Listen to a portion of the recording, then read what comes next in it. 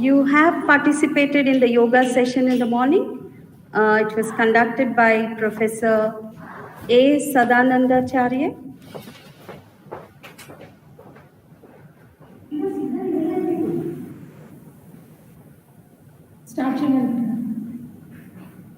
A very good morning to you all, dear students. You've joined in the morning for the physical activity session, I believe. You were led by Professor A. Sadanandacharya, and I hope you are well warmed up and you are again logged in now to join afresh.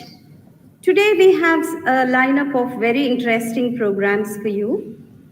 At 10 o'clock, you would have Brigadier Ganesham Garu addressing you in our module 4, visit to a local area. We are going to take a detour around rural areas of India, to the villages of India. What happens in the villages of India at the grassroots levels? What are their resources? How is their lifestyle? How could that be improved upon? And Brigadier Ganesham would talk to you on that. He'll take you down the tour. He'll also introduce you to some of the innovators. Then at 12 sharp, you would have the Secretary General of MVSR MUN. What is MUN? I'm sure you all know that. Model United Nations. You know, MVSR also has the credit of conducting an MUN. You would have the Secretary General of MVSR MUN, Zishan, addressing you. And then from 12:30 onwards, you have Mr. Zahir Ahmed, who would talk to you on the NSS activities of MVSR. So students, stay put, stay alert, be active participants. You could, interact with the speakers and give a good hearing, and you'll enjoy it. Have a nice day. Dr. Sri Lalita to lead you on to the next program. Dr. Sri Lalita, please.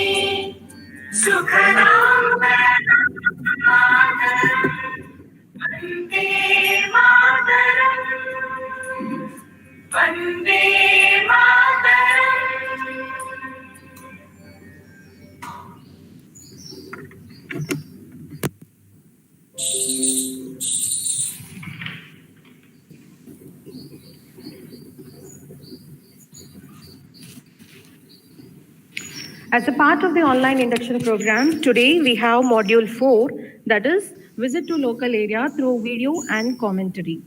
For a student to relate to the social environment of the educational institution as well as the surroundings, a visit is necessary And this is to let the students understand the environment with the people, place, history, and politics. This activity will help the students to understand the local problems further, which will help to increase the innovative thinking for the solution to those problems. So, in this regard, I am extremely honored to take the opportunity to introduce Brigadier Ganesham, sir. He is the president of Palle Srujana. So, before introducing him, I will take a minute to let you know about Palle Srujana.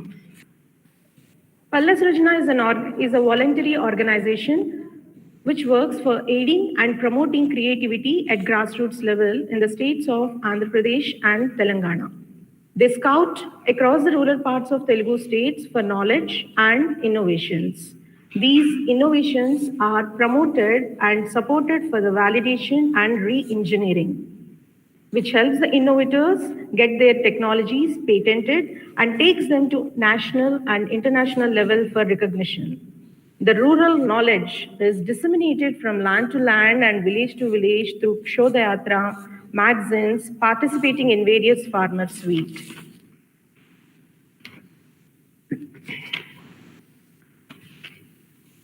Brigadier Palle Ganesham was born in the village Bompalli of Telangana. He is an engineering graduate from Osmania University and MBA from Delhi University. He did post-graduation in Defense Technical Staff Course from DIAT Pune.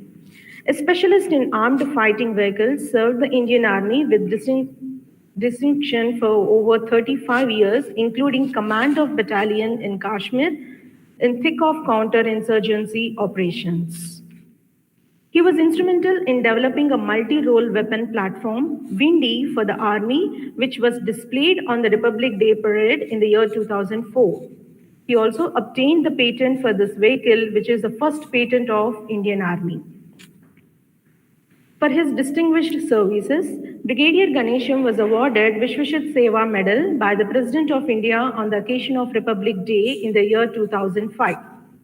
Brigadier Ganesham retired from the Army and served Bharat Dynamics Limited BDL as a director in the production department from the year 2006 to 2009. He is a member of the advisory board of ECHS Telangana and Andhra Pradesh, Rajya Sainik Board and State Managing Committee for Veterans, and strive to ensure veterans and their families' lives in dignity. He is also on the governing board of few academic institutions.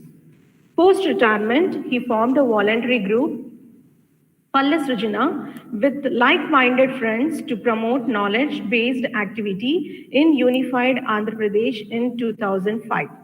This is a part of national-wide honeybee network at Hyderabad to pursue the mission of National Innovation Foundation, NIF, in AP and Telangana. This group also publishes a bi-monthly Palle Srujana in Telugu for dissemination of the grassroots creativity and traditional knowledge since 2006. Palle Srujana conducts Chinna Shodhayatra every quarter in various parts of both Telugu states to walk in the remote areas to understand and capture the grassroots knowledge and creativity of villagers. Since 2011, 34 such yatras involving over 950 participants walked over 1,500 kilometers in all the districts of Andhra Pradesh and Telangana, interacting with thousands of villagers from over 600 villages. These yatris are the future social leaders and change makers. His passionate quest for identifying natural grassroots innovators is infectious. He built a voluntary and virtual honeybee network in Andhra Pradesh and Telangana with over 3,000 strong volunteers drawn from all the sections of society. In the last 15 years, they identified over 300 innovators and documented more than 2,000 traditional knowledge practices. Palle Srujana facilitated many grassroots innovators to be recognized in national and international governments and private organizations. Innovators were showcased and connected to formal reputed institutions. Till date, innovators received 13 President of India awards and 26 patents. 56 innovations incubated and marketed successfully. Combined turnover of the grassroots innovations during the period 2015 to 20 is over 20 crores, touching the lives of over 7 lakh Telugu families and providing employment to over 200 people in rural region. On the Republic Day in the year 2017, two grassroots innovators scouted by Palle Srujana were awarded Padma Shri by the Government of India. One innovator was honored with Asian First Prize at Asia Innovation Festival during October 2019. Two innovators have been awarded National Entrepreneurs by the Government of India in 2017 and 2018. NIRD awarded two grassroots innovators for the best innovation in waste disposable sector and one innovator for the best startup during RSIC 2019. C.V. Reddy, a former innovator, has been awarded Padma Shri in the year 2020, Jan 2020. His mission is to highlight the significance of grassroots innovations for an equitable growth of the nation to the students, industry, scientific community, society in general, and the government. I welcome you, sir, for the induction program, online induction program in 2020. Brigadier, sir. Thank you, Sri Lalita. Can you see my presentation? No, sir. Not yet, so let me try.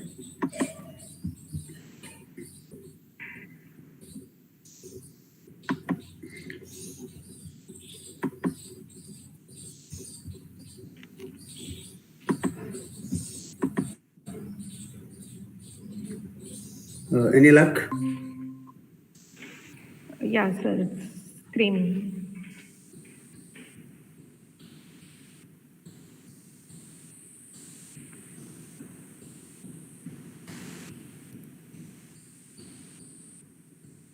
So nothing is seen, sir. Once again, can you try it? Yeah, I'm trying it. Okay, I'll do that.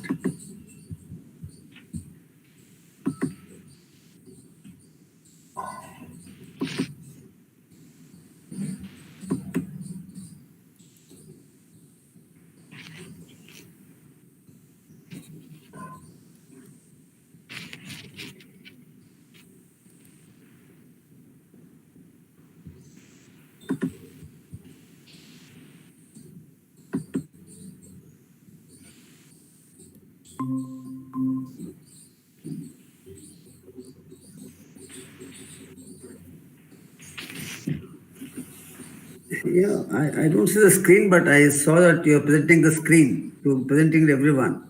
Can you see something? No, sir. What happened? We were experts on this. How have you lost it? So I'm doing exactly what is said here. It says present. You are presenting now. So I press this. Then I get your entire screen. I'm pressing that. So previously you got it. It was seen on the screen, but now we are unable to see, sir. Okay, I'll do it again. But you could see the presentation? Now it is not, sir. But it was earlier? Okay, so now I'm trying again, confirm something is coming up.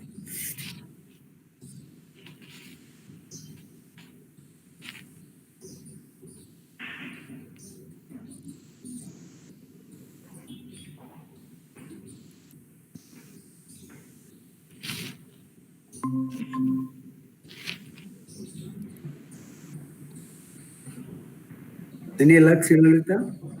Sir, presentation is not screen, but something you're presenting, it is visible, sir. Your presentation is not there. But so what is the mistake I'm doing? Okay, it says I have to now stop sharing. Then I'll go to present now. You are presenting, I press that. Then I get a small screen, but I'm not getting my presentation on that. What does it mean? So will you send the file to me? I will try to present it. You know the videos, it's all that I cannot send now. Videos are there in my hard disk, no? Okay. That's the issue always we had. Yeah, but what is the mistake I'm making? I've been doing all this all the while. But previously we got it, sir. Now it is not visible. So I did the same steps. No change in my expertise. Sir, instead of presenting the entire screen, you just present the window. Okay, I'll do that. Ah. A window, right? Yeah, I think that worked, Srivalta. Why didn't you tell me earlier? Thank you. Oh, okay, sir. Okay. Right. Is it coming up now? Can you? Yes, yes, sir. Yes, sir. It is visible. Right, sir. Great, great. So, a very good morning to all the young children who are there digitally connected to us. And thank you, MVSR, again for another good opportunity to get connected to the young people. Now, confirm I'm audible and my slides are seen once more. Yes, sir. Yes, sir. Right. So, the welcome to this small presentation from Palle Srujana. We wish you all the best for a beautiful journey in the college, MVSR Engineering College, for next 4 years. I have been a student, but long time back. I joined engineering college in 1965. And it's a great time you have in the college. Look forward to enjoy every bit of this 4 years. Explore yourself, learn a lot, and mentor yourself. You know, you're a great mentor for yourself. Nobody can be a better mentor than you. Every day, morning or evening, you look into the mirror and ask yourself, did I learn anything today or yesterday? Am I going to learn anything today? And you must get an answer yes to this question every day. And that's the way these 4 years will be wonderful years for your grooming. And you have to walk out like a responsible, mature, and knowledgeable and committed citizen. You have a wonderful time in the college. You're autonomous. Tremendous autonomy is there for you. This freedom is given to you in the college of thinking, moving, planning, studying, learning. Leverage it to the maximum and live with free of fear and anxiety. What happens tomorrow? Don't worry about anxiety. Anxiety reduces your efficiency of learning, living, everything. So don't have anxiety. Have a degree of freedom. Enjoy that. Free from fear, free from apprehension. Yamotundo. Get out of that. And never compromise your quality, your standards, which you set for yourself, or your college sets for yourself, or the family sets for yourself. And insist on equality. That's what our constitution says. You know, sometimes you find a situation where you have to adjust yourself. Otherwise, situation will not be compatible to you, and you will not be able to enjoy working there. Or if your situation is not suitable to you, try to transform it. Adopt or transform. All this you must learn in this college time. Learn, leverage, fail, succeed. But you must develop a tremendous amount of confidence to contribute to society. So now, what is that Palle Srujana? We have just heard Palle Srujana is, it implies village creativity, and a volunteer group of people, walk into the villages, identify the people in the village who are creative and solve their problems. And those solutions we try to disseminate to other villages, those who need it. That's a job, main job. But as we see along, you'll understand how this helps society, how this helps people. All this you'll understand, I think, by the end of the presentation. Now, it's a great thing that you have joined engineering and you all going to be engineers. I'm sure your college must have told you now, or the orientation program. What is an engineer? Why of an engineer? Firstly, why of an engineer? Engineer makes things happen. He puts 3-4 components together and something will happen. That's what engineer is. So whatever happens is for what? It is for the benefit of people, for reducing their problem, reducing their pain, problem, difficulties, and it has to be original. It has to be novelty. And that's why what of an engineer means engineer uses the principles of science and maths. Look around you. Everything around you is engineering. Everything around you, including this laptop, what we are doing it. There's nothing humans can look for their comfort or their growth without engineering. And engineers do this, they observe the problems, they try to find solutions using their knowledge of science and mathematics, and they develop something novel, unique, utilitarian, high utility item, and that's what engineers are. If you don't increase the comfort of the people in whatever the field they are, then you're not engineer, you are something else. Doctors reduce the pain, police reduce the indiscipline. So everybody has a role to play. But engineer does only think of comfort to the people, happiness to the people. Now that's a great profession you are in, but you must understand and practice it right from now. Think about it. So that when you roll out, you're a great guy. So engineers, what you have to do is observe the problems around you. Observe the small time wasters around you. They cause pain to them. And maybe for mother or your brother or in the street or in the town, anywhere, anything, or anywhere in the country, and find solutions for them. By doing so, you will reduce their pain and happiness comes. And why happiness? We all live for happiness. Every one of us, all the life, all people on the earth, they want to live happily. Happiness includes some material benefits, some intangibles. So you can help in material benefits. A lot of pain can be reduced by providing solutions. And that's a great job you have, great role to play. And when Palle Srujana started 15 years back, walking into the villages to identify creative people in the rural areas, we find amazing things. And one of them we found is that people who are marginal in money, marginal in education or no education, they have mind. They have a creative mind. Creative mind doesn't need money or education. Every human being has a creative mind. How we utilize it depending on how do we nurture it. So in the villages, we have so many people, and all of them we respect and respect because of their inherent creativity they have. Then I think we see source, not as sinks. Villages are made by God because it is nature and people also part of nature. Whereas cities are made by humans. So both are different. There's no comparison. There's no replacement. Both should be, our country needs both. We have to get the best out of villages or get the best out of cities. Both must coexist, depend on each other. But the best of the both should be kept, not to be replaced. City should not be replaced by village, or village should not be replaced by city.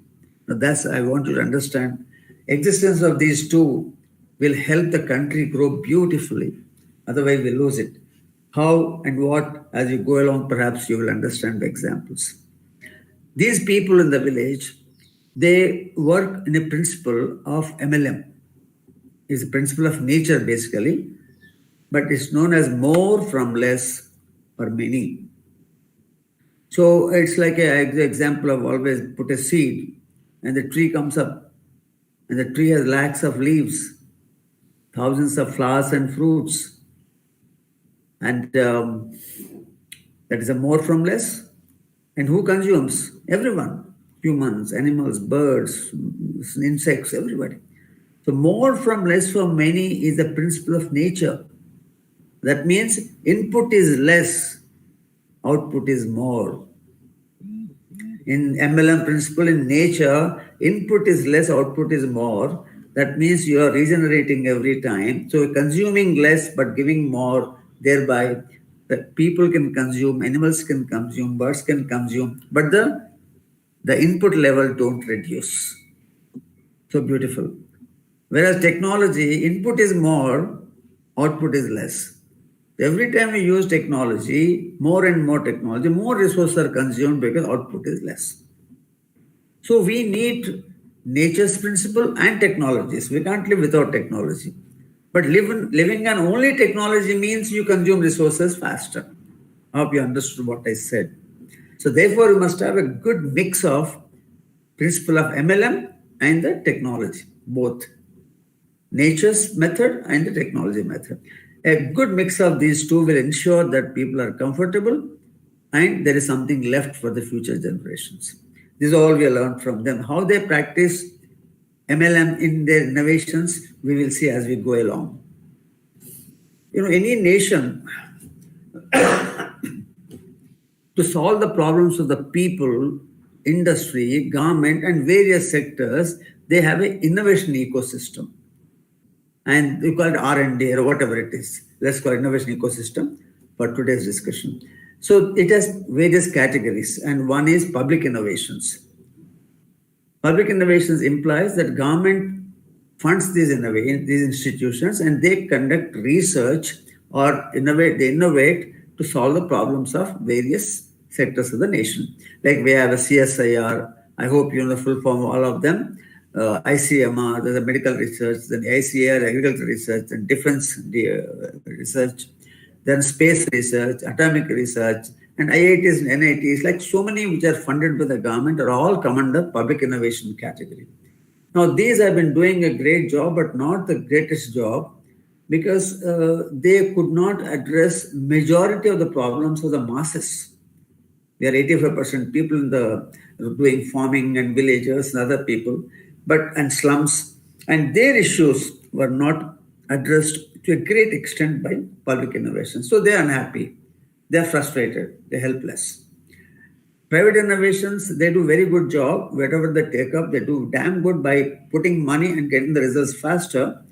And but they're in the business, so they have to make money. So they address those problems which gives them money. So again, the masses are left out mostly by private innovations. The two categories are not taking care of it. Third category, we have school, where you came from now. 26 crore children every year study in the schools, including teachers. And brains of creativity of the 26 school children are not considered at all. We think that they don't know anything. How can it happen? Are you all dumb? You're not dumb. You were not dumb in the school.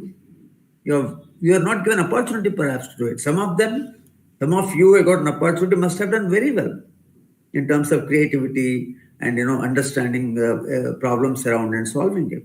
We have to do this regularly so that the schools which are there in the villages also can find solutions to the problems around them. And it's continuously available, children. What a great asset that we are not doing it. So therefore, again, majority of the people are not finding it. So what they did, they got a little upset. Those people in the villages whose problems are not solved, they got upset, they got angry. And when you get angry, you become violent. You break something, or some people go and destroy public property. And some people take up guns, they become insurgents. So when you get angry, you can become insurgent or you can become innovator. So some people in these villages who are creative, we have nothing behind them. When they get angry and become helpless, they become innovators. And we call them grassroots innovators. They can be farmers, youth, children, women, anyone. And we found amazing people in the villages. And today we'll talk more on these grassroots innovators and their innovations, how they come up and how they use for society. They are generally appropriate or affordable because they make from local resources, they make from local technologies, local problems, local solutions. So it's amazing attributes of any product one can have. And that's what they're doing. Let's move ahead. Yeah. How they do it, we found that they follow a sequence of what is written on the slide: knowing, feeling, and doing. You have to know the problem. They know it because they're living there. They feel it because some of the problem, they solve their problem. Sometimes they solve problems of fellow villagers. So either way, they say the feeling of the problem is important. You have to internalize the pain, the difficulties of the problem or the particular activity. And when you internalize it and you get a pain, you find a solution till the pain goes away. And when you find a solution, the pain becomes zero, then the solution is almost perfect.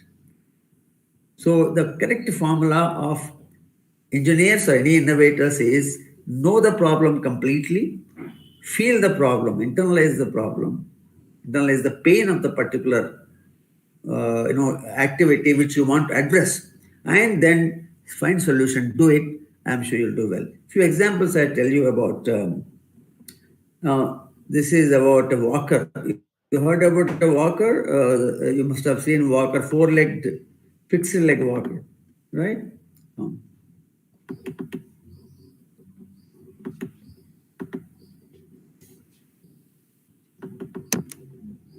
Come on, Shalini. Yeah. Okay, see what's happening when a walker is there, fixed leg, when the steps come up, walker cannot go up. So you need the person needs help from the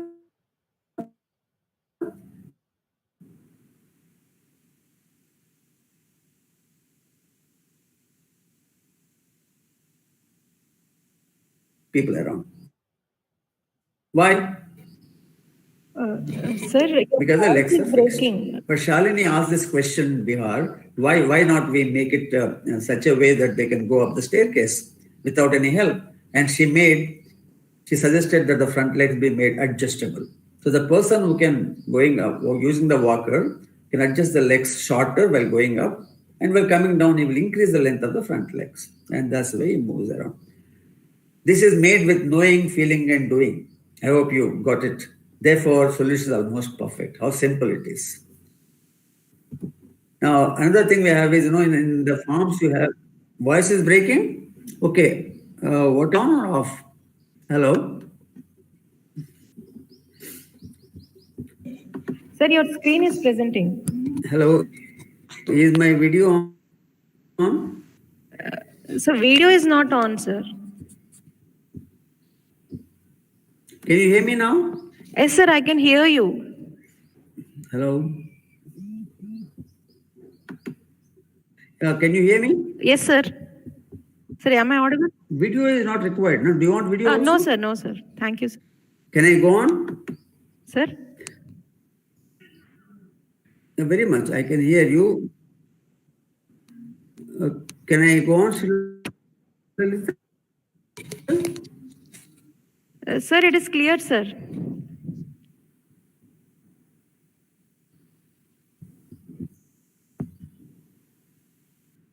Hello, someone has confirmed to me. Can I go on or not? Yes, sir, you can go on.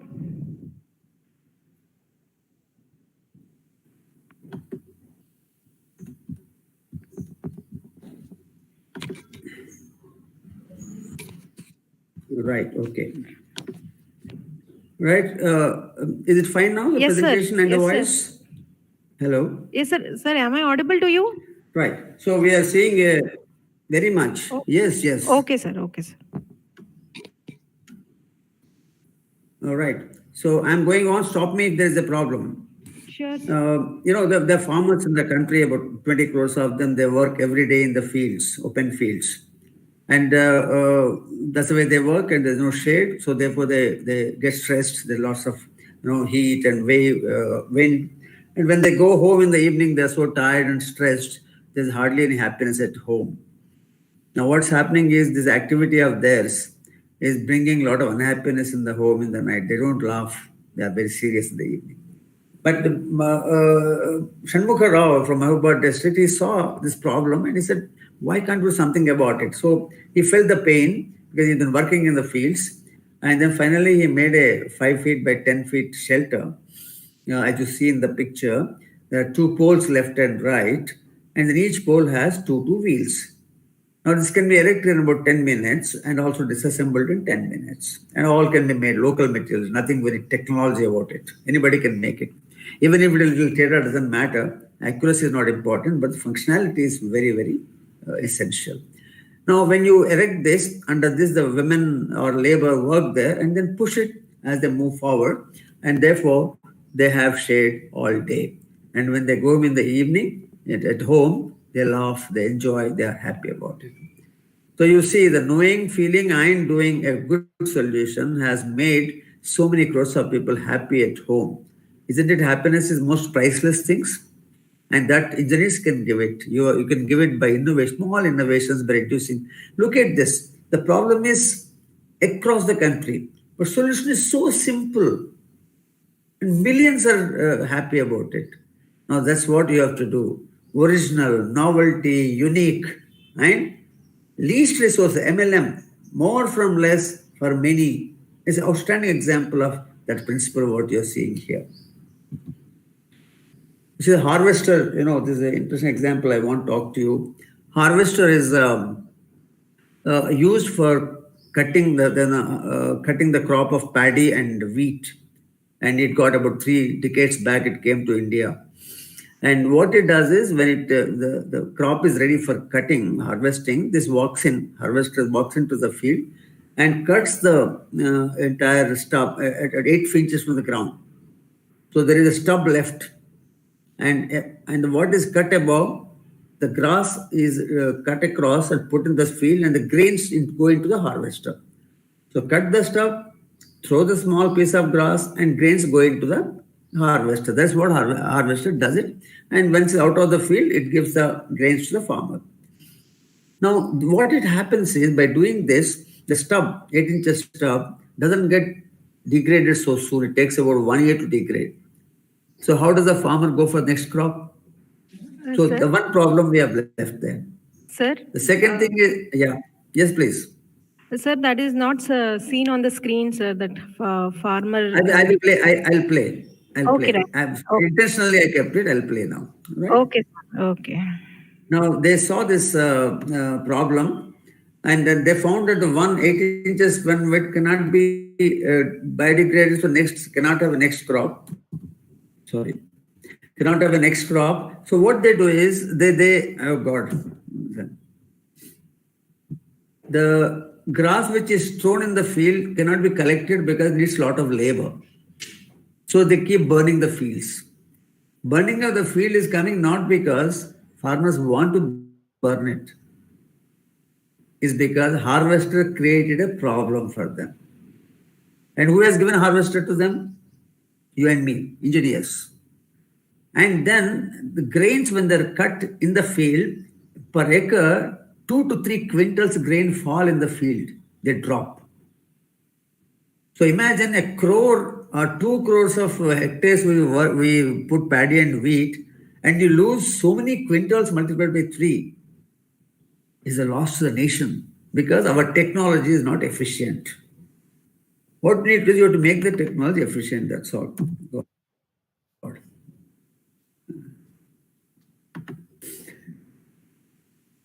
And to do that,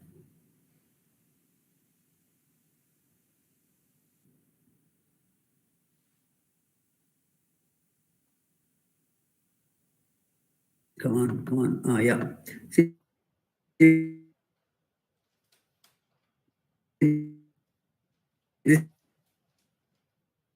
this is a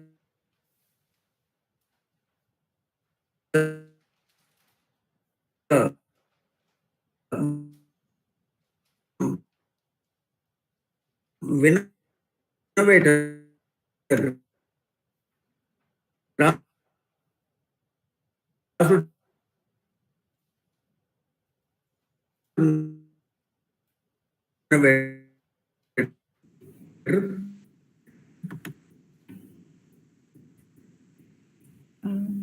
Sir? Excuse me, sir.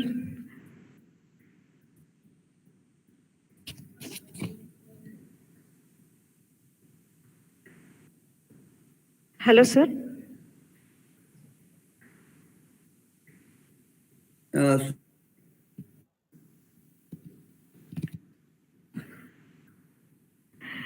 Sir, your voice is breaking, sir.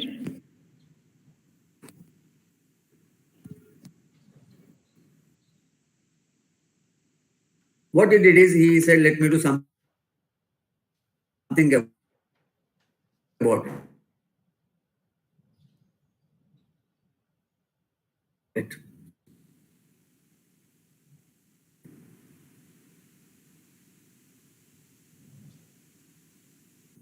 So he was angry. He became innovative and started.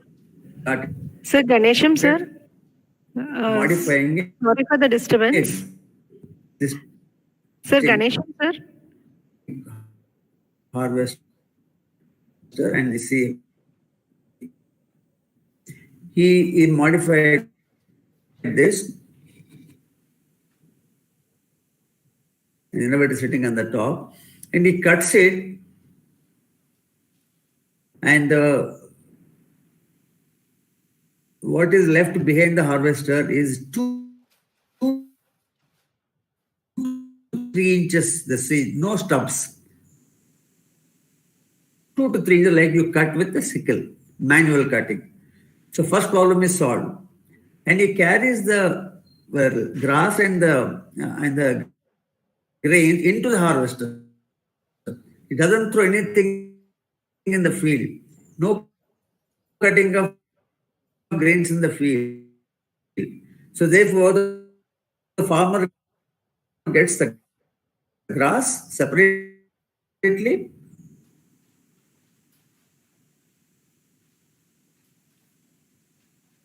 and the grains separately.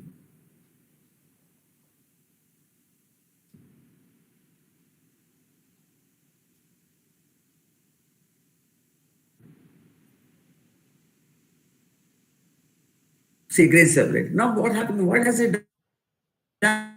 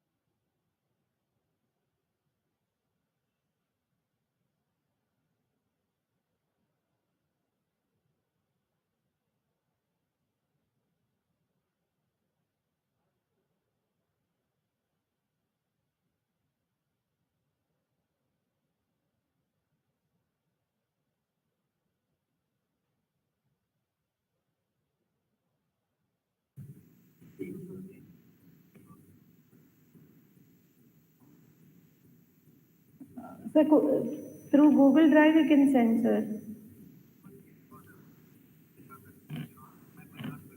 Okay, sir.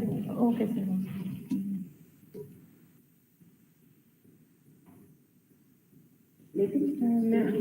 నేను అన్నాను అంటే ఇంకొక 2 minutes చూస్తాను లేకపోతే నేను మాట్లాడేస్తాను అన్నాను.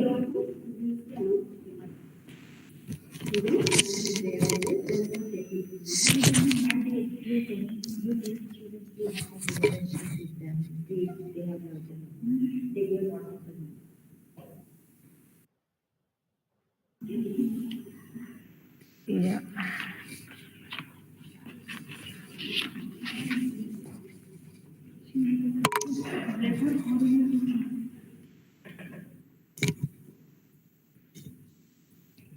Dear students, kindly bear with the inconvenience. There's a small technical glitch. We hope to resolve it in a couple of minutes. In the meantime, Dr. Srilalita will tell you about Palle Srujana. You know, some of your seniors were involved in Palle Srujana. She will tell, she was coordinating the Palle Srujana program, and she'll give you some real live inputs, what she experienced.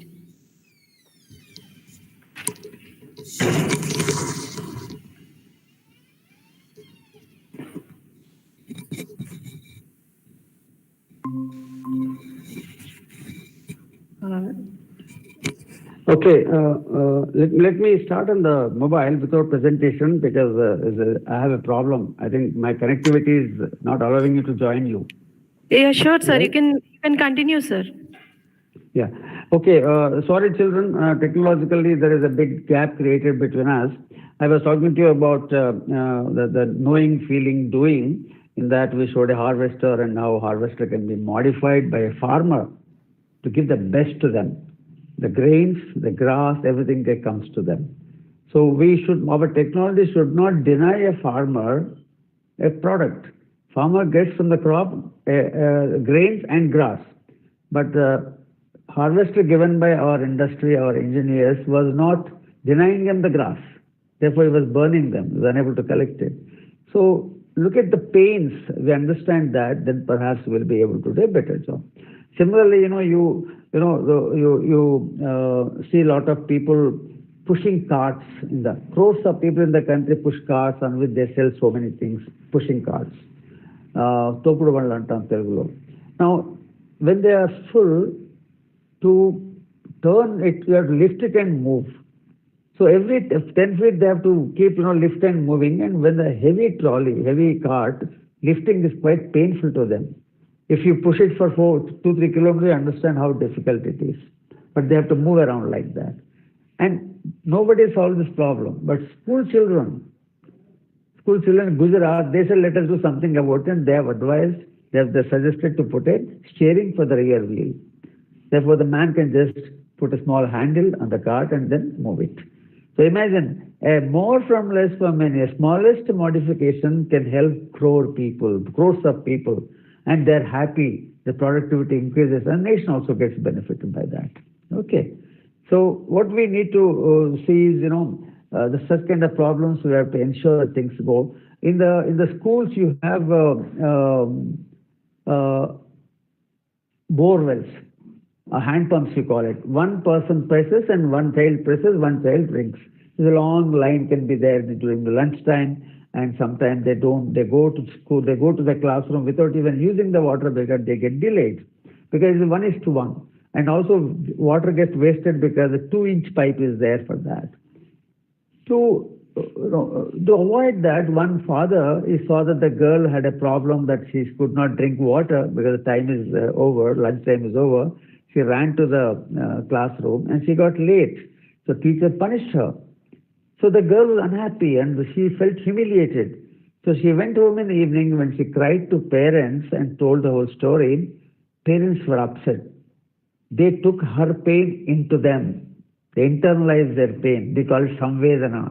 Feeling others' pain the way you feel, they feel, is called samvedana. So they felt exactly the pain the daughter felt when the teacher punished her.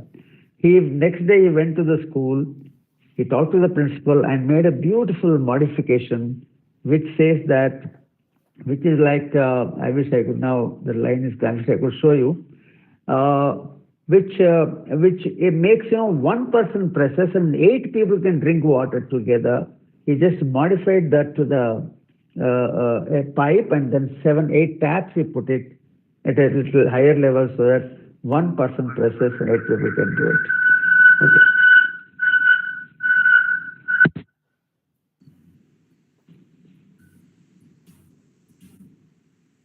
Okay. I think I've got back to you. Can you hear me now? Hello? Yes, sir. Hello, can you hear me? Yes, sir. Yeah, so I'm just presenting now I got the connection. Let me see if I can make the presentation also. Okay, sir.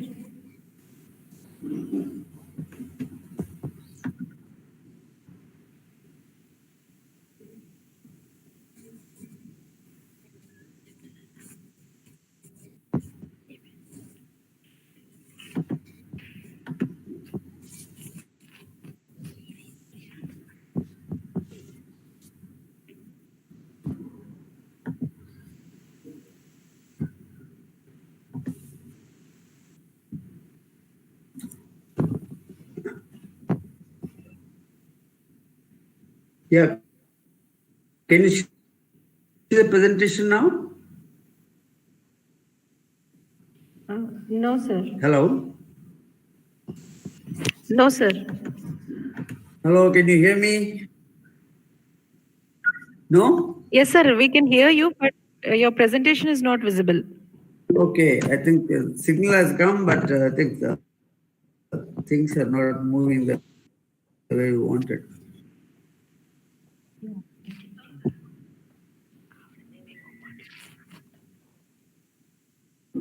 Not visible? Okay, I'll do it again.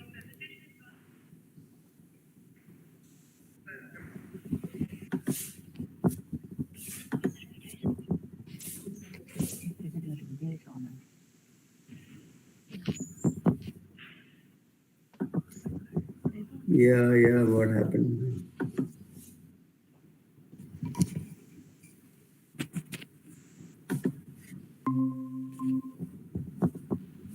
Is it okay now? Can you see it? Yes, sir. But your presentation is not visible, sir.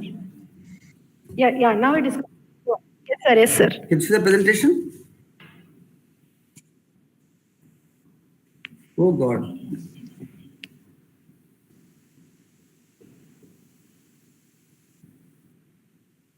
You can see that now? No, sir. Can you see the presentation anyway? No? Sir, present the window, sir.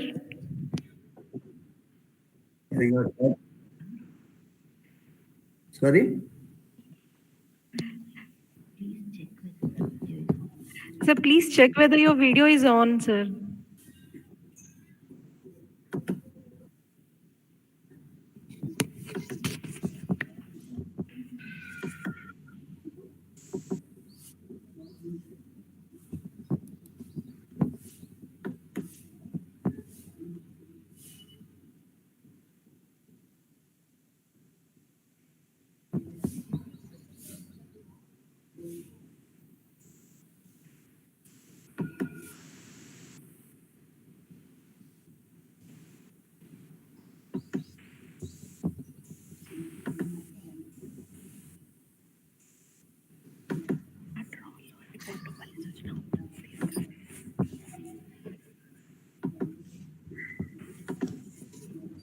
Okay, I think it was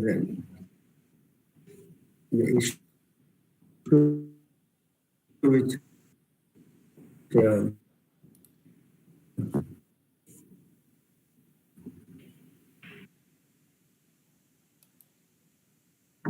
unable to resolve.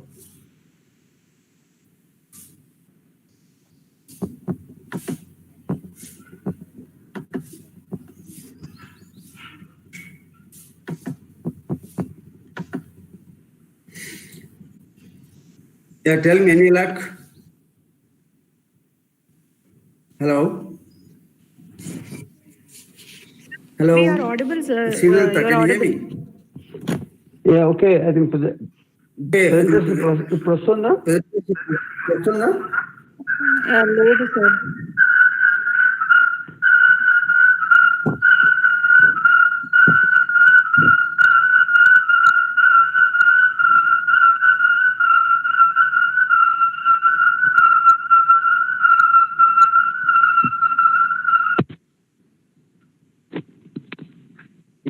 We'll continue like this. Yes.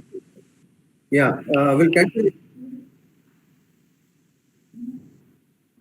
We'll continue on the mobile only without presentation. Hello? Hello. No, we'll continue mobile without presentation. There's an issue in the something happening. Sorry? Okay.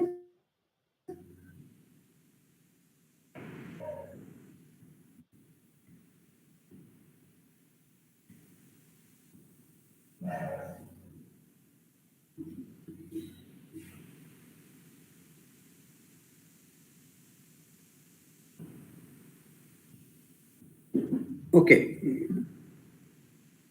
Okay. Is it?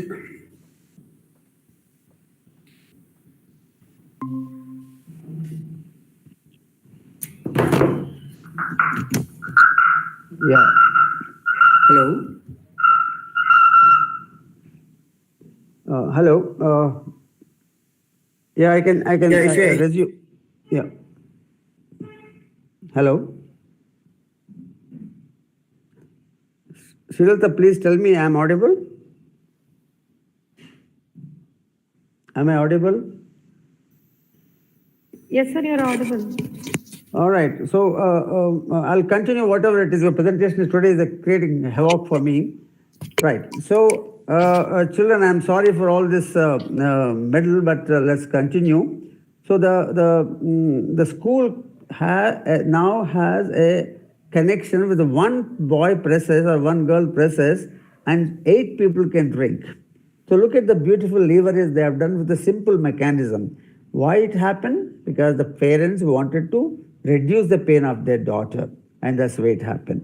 So like that, we have so many things. There was a girl in Kerala, Ramya, who was 9th standard, and she was asked to go to every day to the canal and wash clothes of the family. And she was not very happy about going, coming, and so much of time taking. She said, "Let me have a washing machine." But the father said, "I cannot afford a washing machine for the clothes." Then she asked father, "What is washing machine? What does it have?" So he said, "There is a drum which can rotate vertically or horizontally. You have to put water in it and the soap powder plus clothes and rotate it. And after some time, the clothes get clean." She says, "That's all. That's all we have in the washing machine." Then what she did is, she took a cycle pedal and made a drum, and cycle pedal put both sides and started sitting on a chair and started pedaling the drum, where the drum has the water, clothes, and the soap powder. And that's the way she made a washing machine for herself. It may make noise, but she did not go all the way home and do it. So when she connected washing and cycle, which are two independent dots, when you connect the unconnected dots, innovation comes up. That's what she did. She got a President Award, then she got a patent, then later she became an engineer, and she made amazing product, came into the market, Zimcom washing cycle, right? So we're just talking about the kind of solutions we have in the system and how beautifully they come up. So there is a girl, Nisha, who was saw her grandfather standing in a queue, and he was tired for standing long, and he had a trolley bag in his hand. Now she saw, "Why my grandfather is tired? Can I do something about it? Can I reduce the pain of my grandfather?" So what she did, she put a foldable chair to the trolley bag, and that makes grandfather to move along with the chair. Wherever he wants, he can carry the bag and the chair and unfold the chair, he can sit down. Now this, how she got the idea is to see that grandfather's pain is reduced, and she did it. And now it is available in the market big way. I wish I could show videos to you. Similarly, there is a person like Pandu Rangarao in Medak district, he had a motorcycle. In the villages, we have lots of motorcycles have gone to the villages. But motorcycles are designed to run on the roads, not in the cross country, not in the mud routes.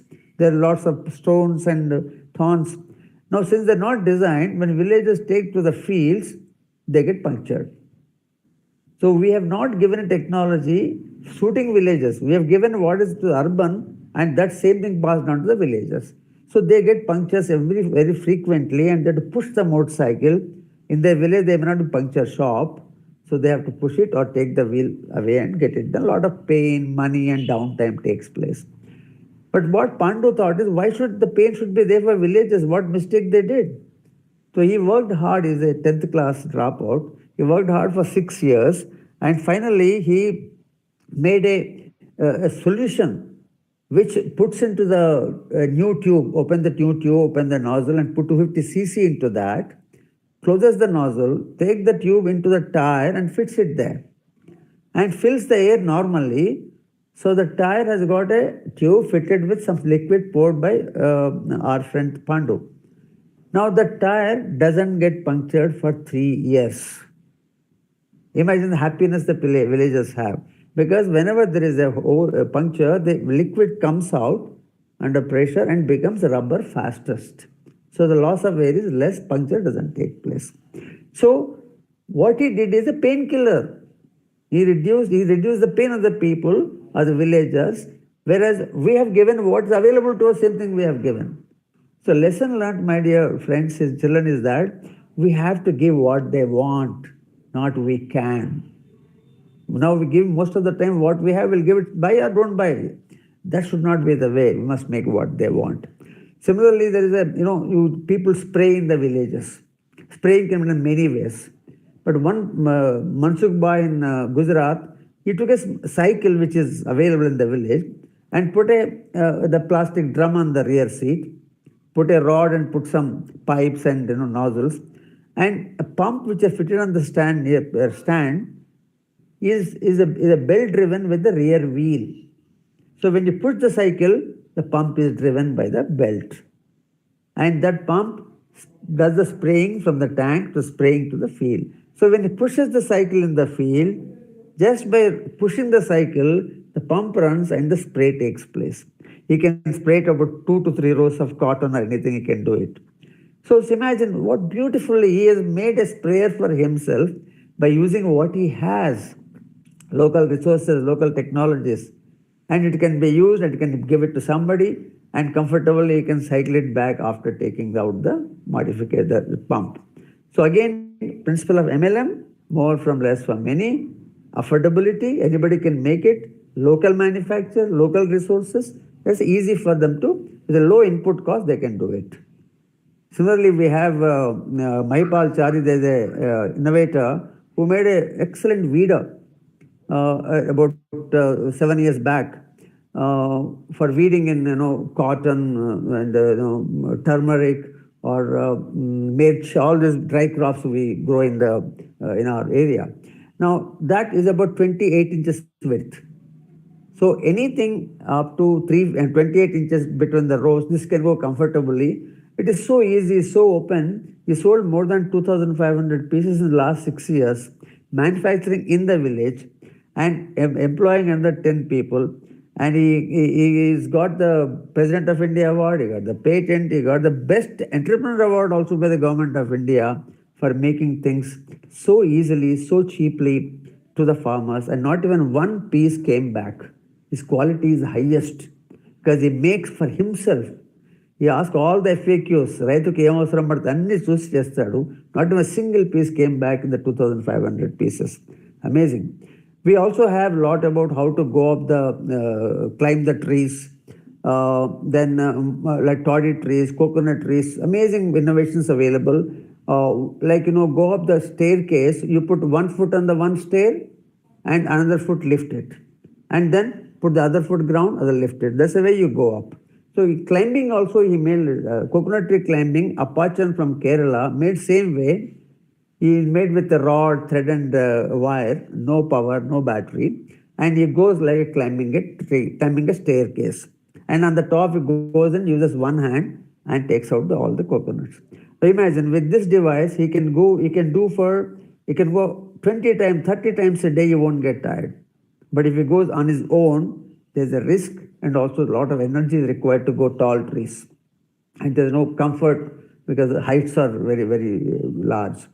Now, advantage of this is that if by using this particular method of coconut harvesting, you may get coconut 5 rupees less because harvesting cost is less.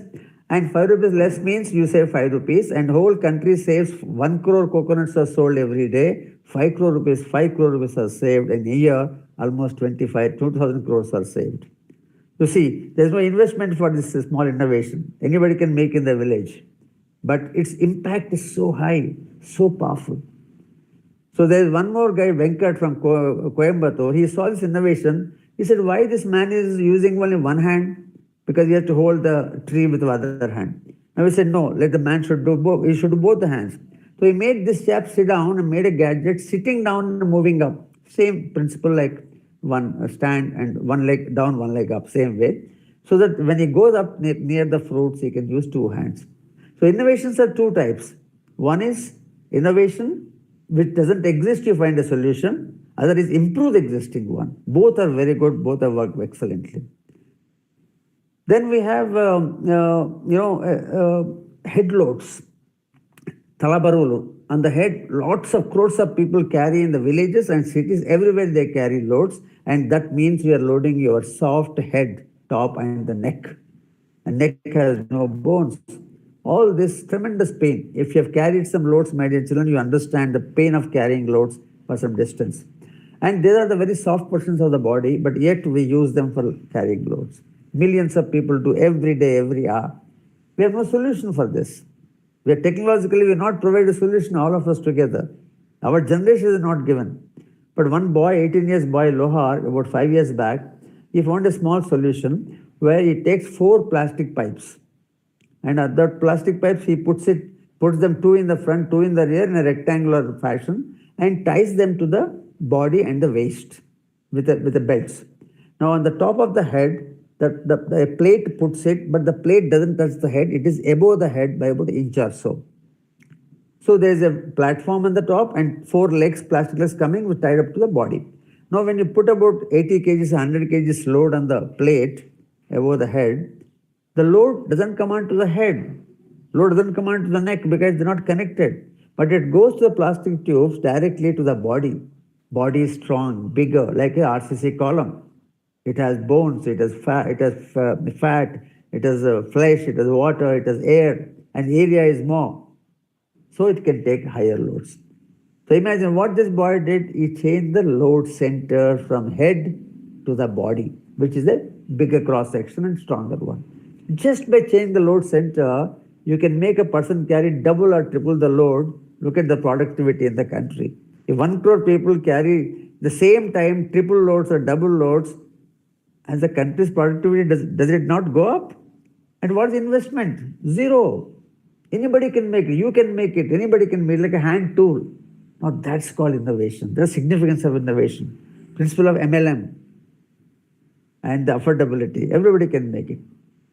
Now there are pedal pumps we have. Pedal pumps are the one where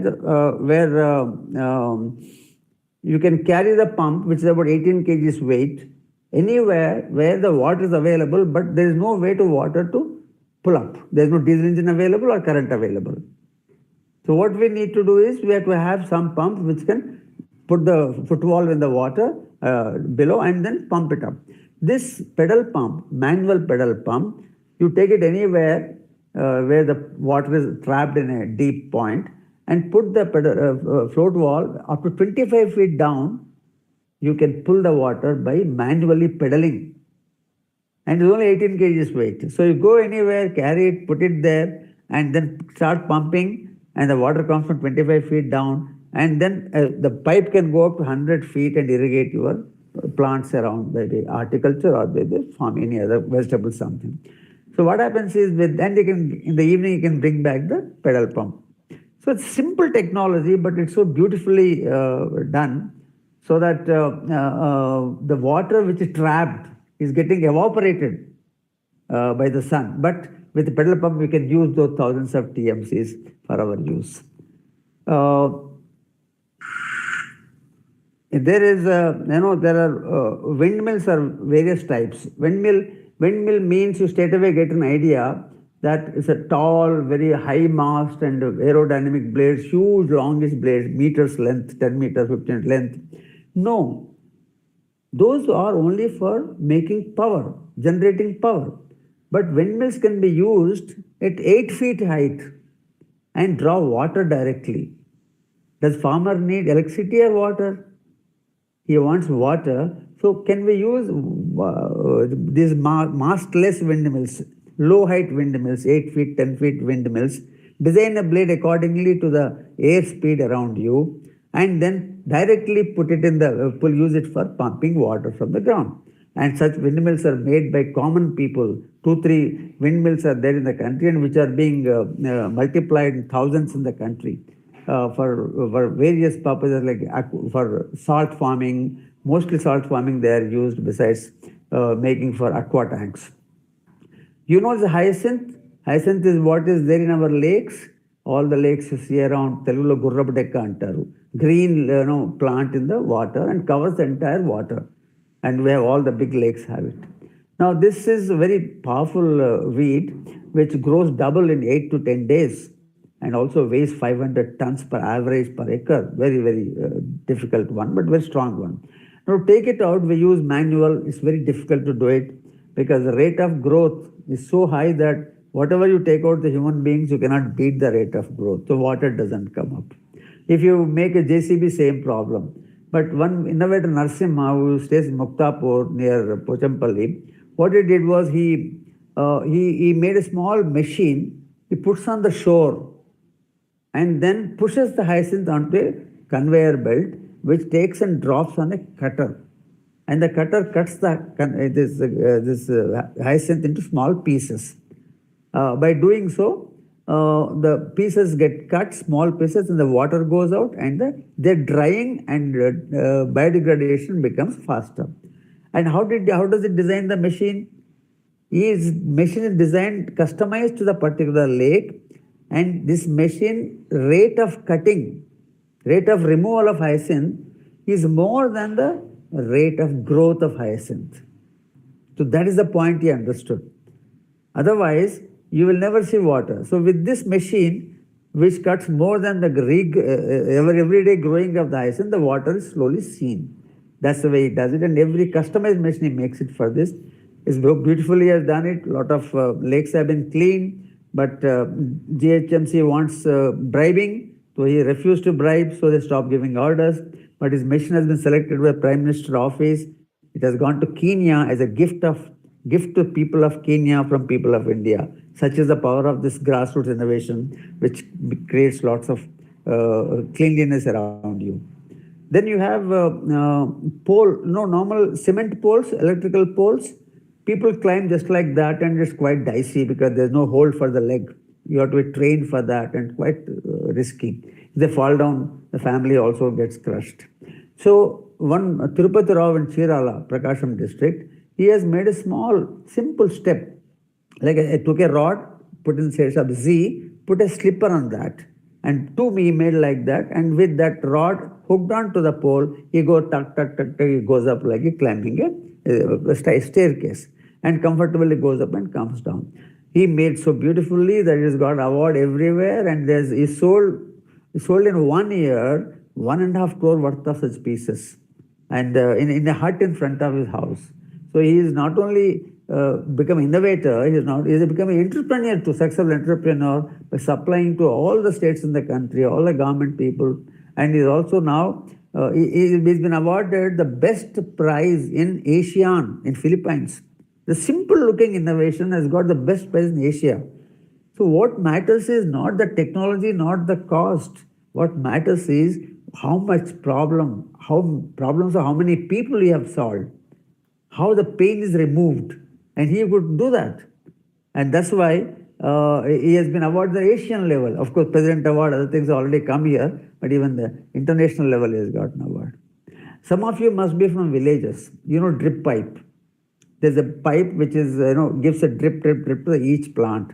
The pipe is small pipe, about a centimeter and 1 inch there, and spreads hundreds of meters in the field. Now, when the the crop is over, they have to pull out the drip wire and put it someplace so it can be reused for next crop.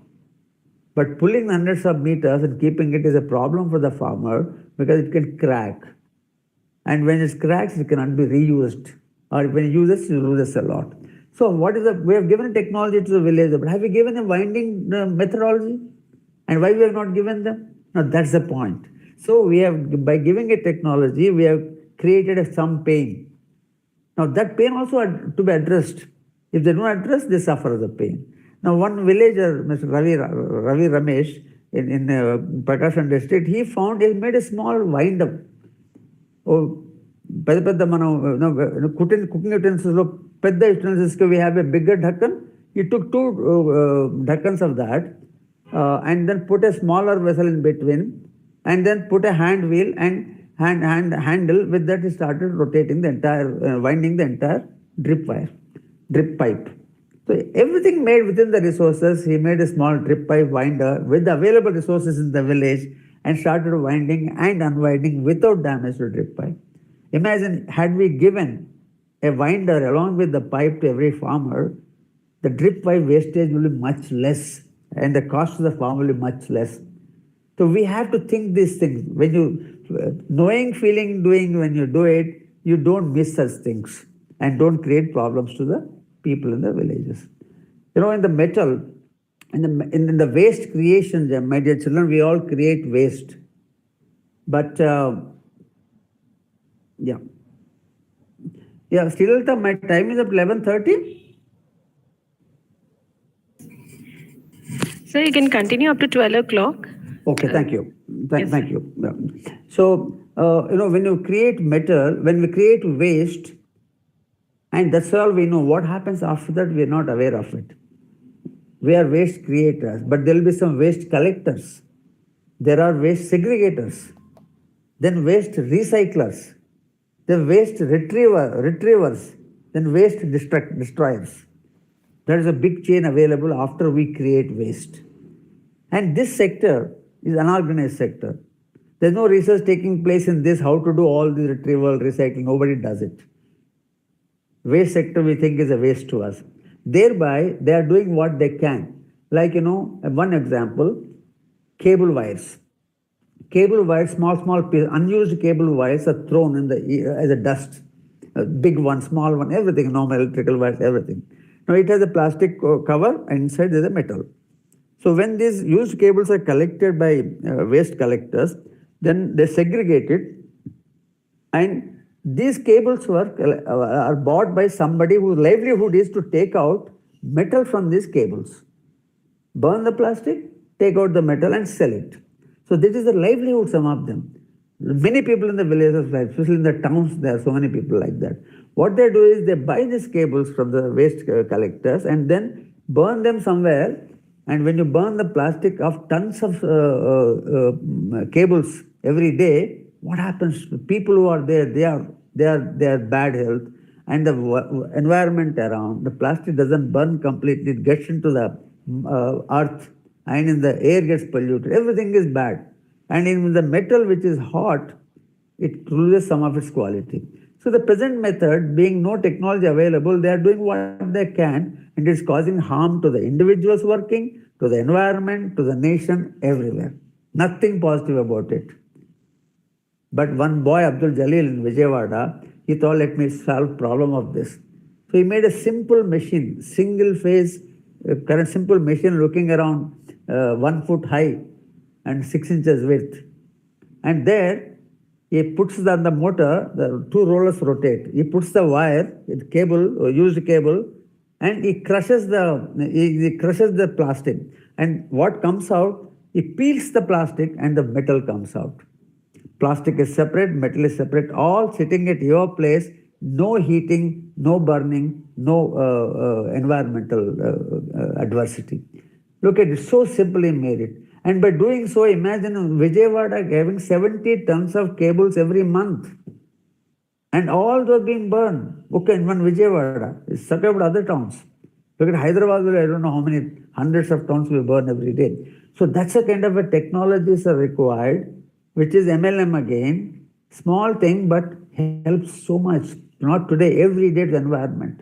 It should be given Nobel Prizes for such environment. Such a kind of a small thought, but amazing. He has been awarded by Minister of Rural Development in NIRD. He was given 50,000 rupees also. He was very happy, coming from a very, very small background, that he has become known to the people in the central government. So there is a Pandri Pullareddy is there near in Mukundapur near Suryapet. He has a small farmer with 2 acres land and small family.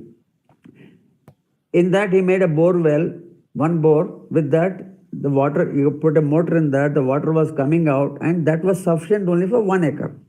But he has 2 acres. And if it doesn't cultivate 2 acres, his family cannot survive. So what does he do? The one bore has, that is the only water coming out. The aquifers are not very strong there. So he made another borewell 40 feet away in his plot.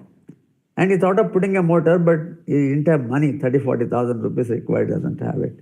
And electricity board also said we can't give connection because transformer saturated. So he thought of so many things, and finally he took a 140 feet pipe, filled water in it, closed both the sides, and one end he put in the new bore well in the water, other end he put in the old bore well in the water. So he connected both the waters over the ground. And then the only motor which he has in the old bore well, he put it on.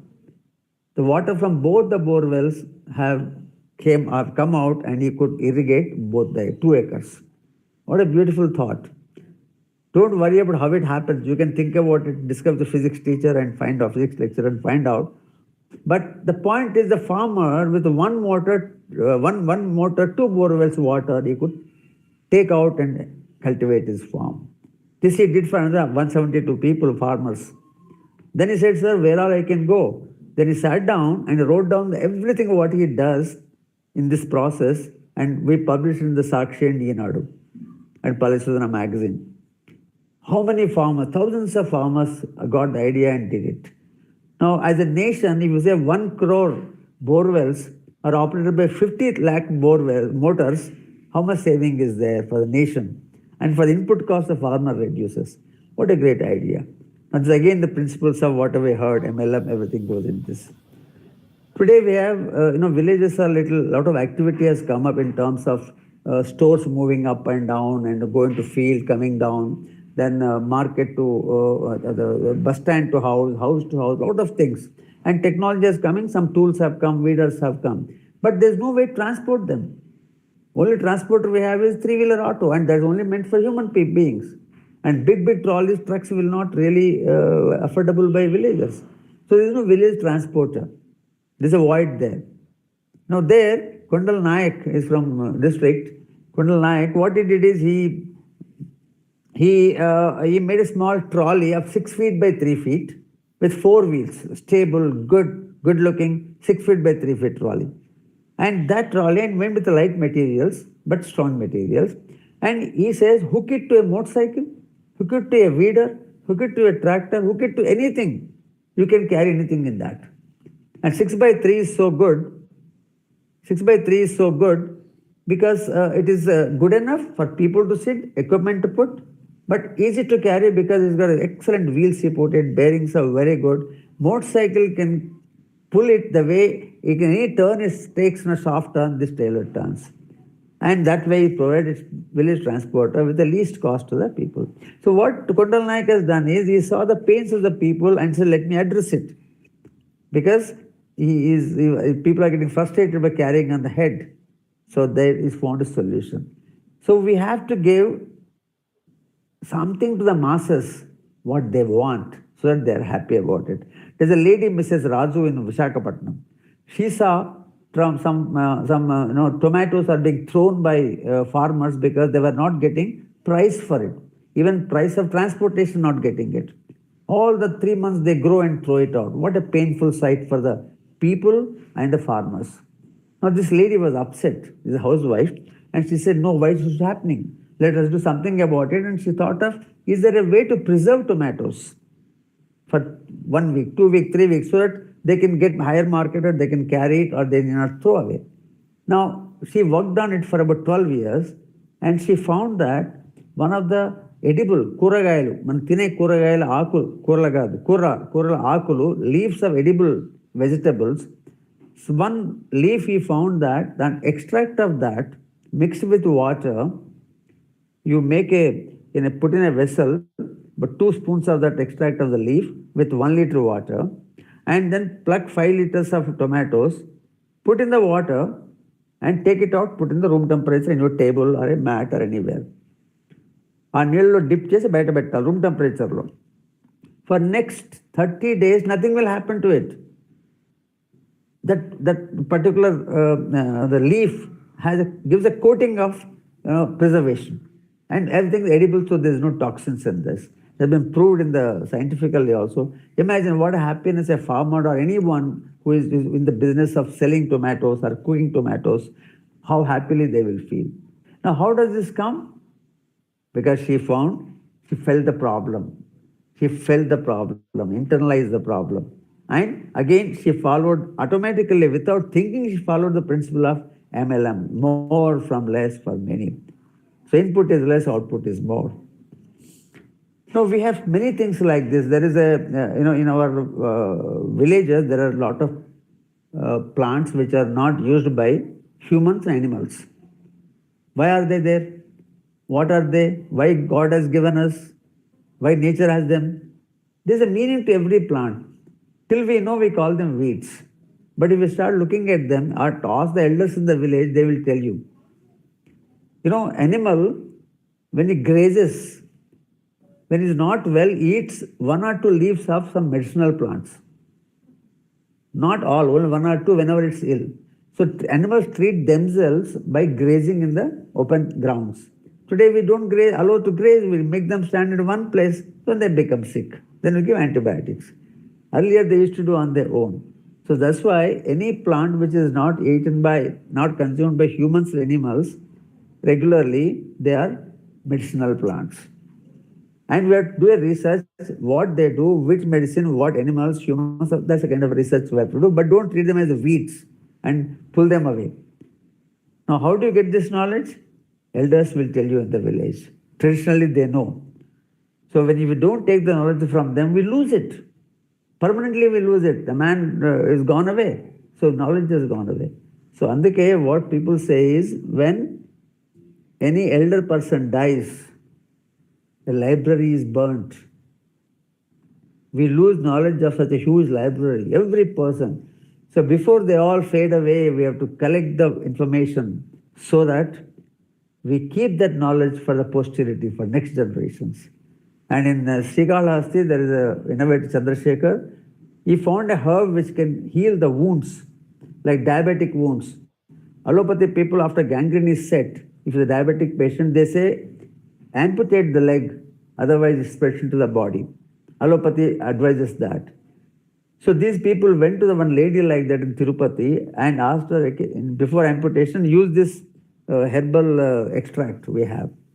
And they call it Sri Thailam. And that she applied for 4 weeks, and the leg saved completely. A gangrene set diabetic patient leg is saved by a herbal liquid. That means we have a lot of things available in our nature around us. We have to search for them, bring it out for the benefit of people. No, you can't give a leg, but you can only save a leg. Whether it is allopathy, homeopathy, Ayurveda, doesn't matter. We have to find technology to solve it. And that comes by searching. Where? Search in the villages. So what Palle Srujana does is, we go all the way to search them, because knowledge has no legs. We have legs. We have to walk to them. So Palle Srujana goes to them, identifies them, and what all I have shown, all this is done because of volunteers who walk to them. Sri Thailam, which not only heals the wounds, it also heals the burns beautifully. Then it reduces the relief, it gives an instant relief to the pains of any kind of pain. Elders, sportsmen, or anybody, all pains are, relief is there immediately. It's a powerful compound. Then lastly, it also does, you apply that lightly on the unexposed portions, and the mosquitoes don't come to you for 8 hours. All this one leaf does it. Now we'll say, how can one leaf do so many things? It may be doing more, we don't know. But the science believes in molecules, but nature works on compounds. And science cannot test compound because their research doesn't permit. They always have to go down to a molecule level. So therefore, one molecule is one purpose for them. So this way to understand the difference is that develop the science or accept the traditional herbal knowledge. Now we all drink milk, and milk comes from cows or buffaloes. Sometimes they get their udder. The udder gets, podugu antaru, udder gets swollen. That disease is known as mastitis. But udder swelling is a symptom we see it. Very painful to the animal, infection. Now what is the solution? We call the veterinary doctors and they give antibiotics. Antibiotics come from where? Your human antibiotics are used by them. Right? Now these antibiotics, they enter the body and they get into the milk. If the swelling doesn't come out, he gives another dose of antibiotics. How much antibiotics have to be given? What is the doses? Which antibiotics? How many times? What size of the animal? Size of the swelling? Nothing is standardized in this country. No one teaches them. So they just give it. They give one injection. If it doesn't reduce, one more injection, increase the dose, something like that, till it is reduces or the cow dies. So this is a kind of ad hocism going on. And then antibiotics in the body, they stay for some time, 7 days, 10 days. Until then, we're not supposed to use milk. But will the farmer wait for that? Does he know how many days to stop? No, nobody knows about it. So antibiotics keep coming into the milk, and we got mixed up in the village, and all the mixed milk come to the company which makes freezes and make pasteurizes and gives them, and we all get into the milk. This is all happening because we have no external way of treating that. So Golla Rajanna in Anantapur district, for last 40 years, he has been treating this mastitis or udder swelling by applying leaf powder with a warm water externally. He applies 2 days, morning, evening, and 4th day, you can take out milk. Any size of, any kind of udder swelling. So that's external treatment, doesn't harm the milk at all. Animal is happy, human is happy, the cost is very less, and health is assured for the people. But this kind of thing, how do we know about it? We have to go there. When we took this out and sent it to Delhi, ICAR tested it and they found it so good. So they got him President of India award, 3 lakhs rupees, and they spent 1 crore to get patented the entire world. Such is a powerful solutions we have around us.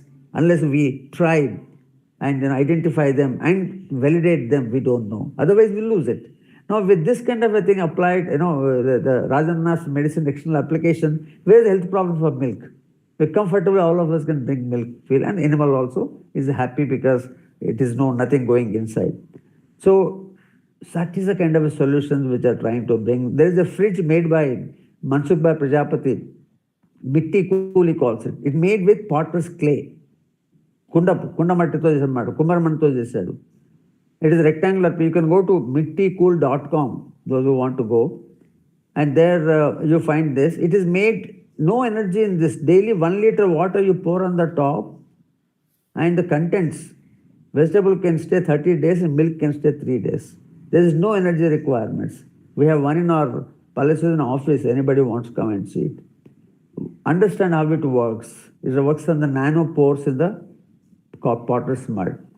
And when the water comes down by gravity, the daily water you give 1 liter, that absorbs the contents of the heat of the contents in the fridge, and that nanopores of water gets evaporated by heat. And that's why it continuously works so beautifully. What a great, energy-less refrigerator, but it serves the purpose of people. We have solar sprayers. Today we have sprayers with hand sprayers, electric sprayers, engine run sprayers, but solar sprayers are made by Mallesh. Amazing piece where you can just put tomorrow morning you want to spray, today you put in the solar panel outside the house, the battery gets charged. Then to next morning you go there with the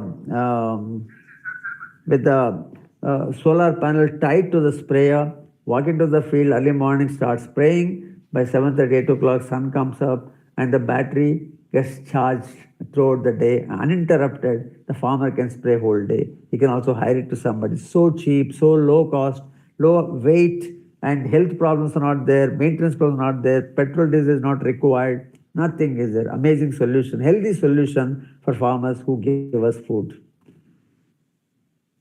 Then there is a person, Lingareddy in Nizamabad. Now what he did is he found a lot of birds and animals spoiling the crops.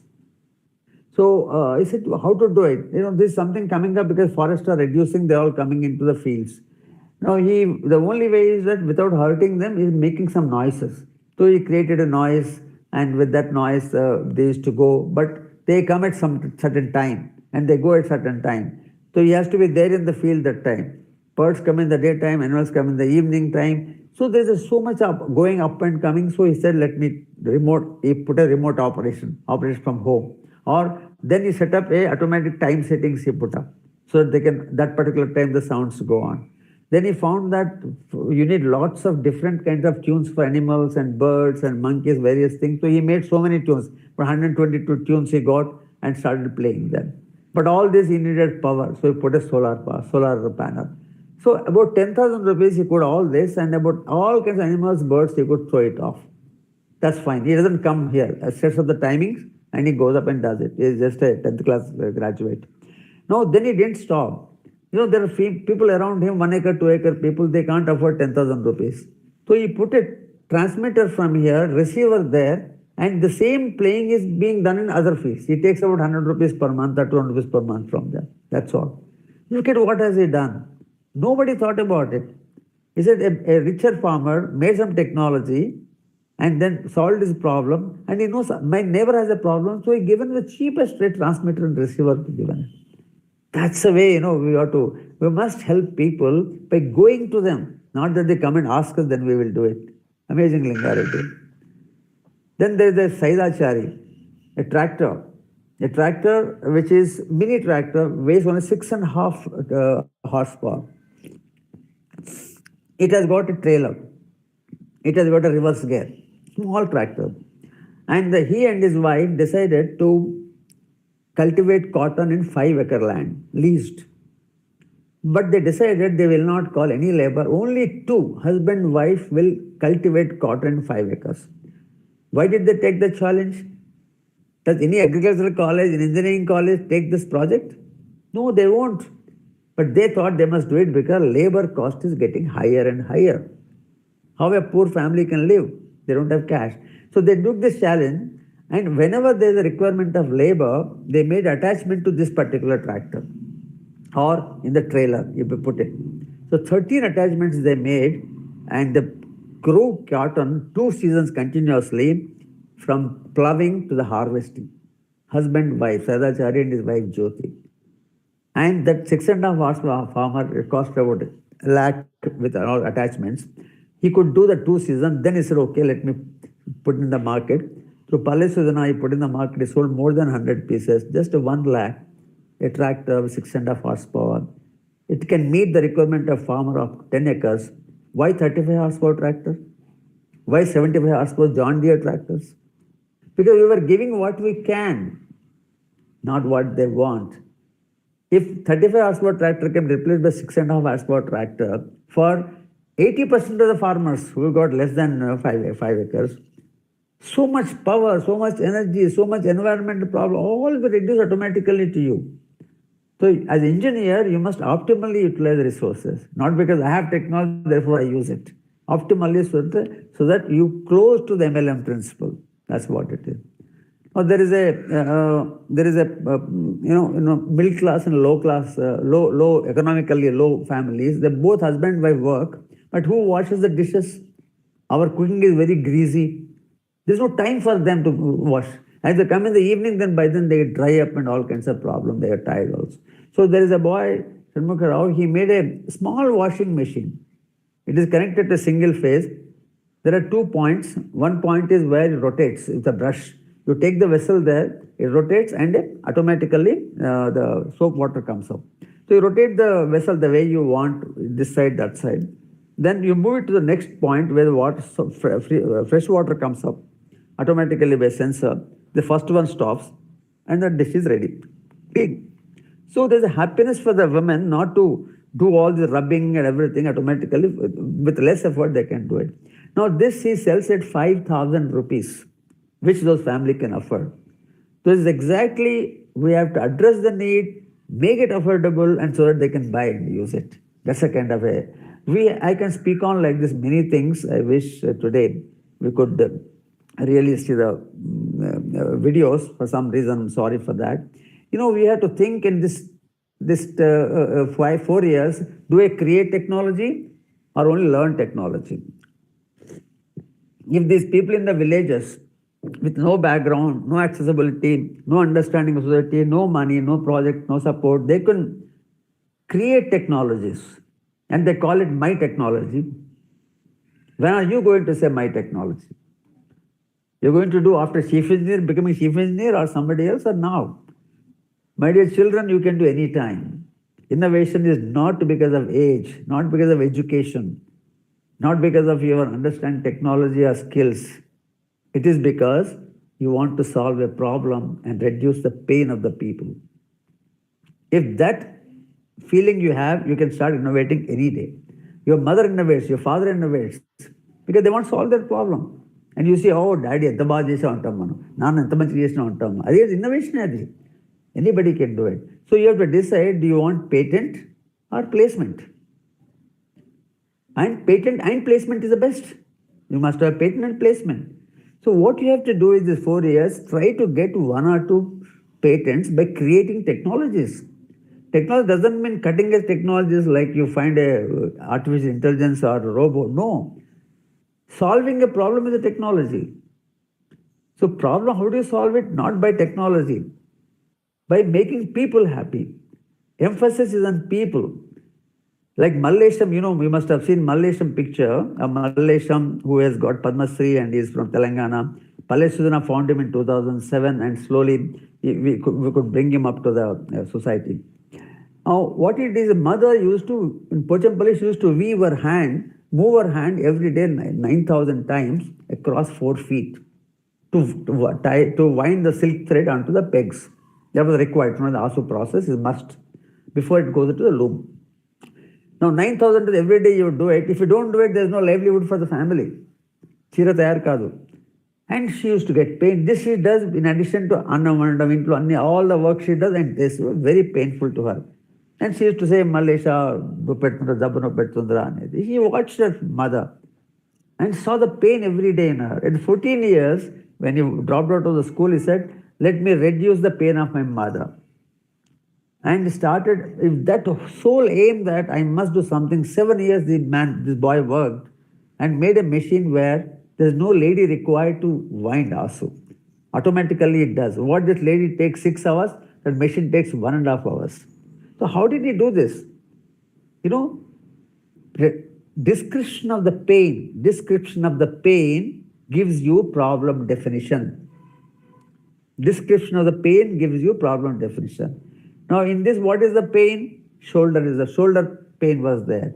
So he said, my mother's pain is in the shoulder. And why did it come there? By moving her, because she moves her hand. So what is the problem definition? Let moving is to be done by somebody else, not by mother. So her pain is reduced. So description of the pain gave you problem definition. Now he said, what is that other which can replace my mother's hand? And that's what he went about. And he knew that something will be there to do this. So he kept on doing it. And that much time he took because he doesn't know anything. No resource available to him. And society used to mock at him, but still he did it. And finally, when he made it, the mother was happy, and entire mothers of Pochampalli said, how about us? So he started making for others. All the girls till 90s, they were sitting and doing it. Nobody went to school. The generation did not go to school because they have to sit and make this ASU. Otherwise, no livelihood for weavers. But in 90s, all girls rebelled. Said, no, we will go to schools. And then the entire production of Pochampalli dropped from 10,000 looms to 100 looms in 1999. 100 looms from 10,000 looms because there's nobody making it. Pochampalli constraint was that every girl or a woman sits, then a sari comes up. Capacity constraint was there. Now when Malaysia made the machine in 2000, Now this constraint is gone. There's no woman required. Number of machines required, you can make any. So the same Pochampalli, which was dying in 1999, almost dying, Malaysian's machine made for his mother has brought the Pochampalli revival. And today 15,000 looms are working, and girls are in the schools and colleges becoming engineers, doctors, and IAS officers, and so on and so forth. Innovation can do so many things. It can reinstate a tradition. A community's life has come back. So, my dear children, patent gives you an opportunity for you to provide technology for solving the problems of the people. And when you have a patent, corporates, the placement comes after you. But if you don't have a patent, you have to go after them.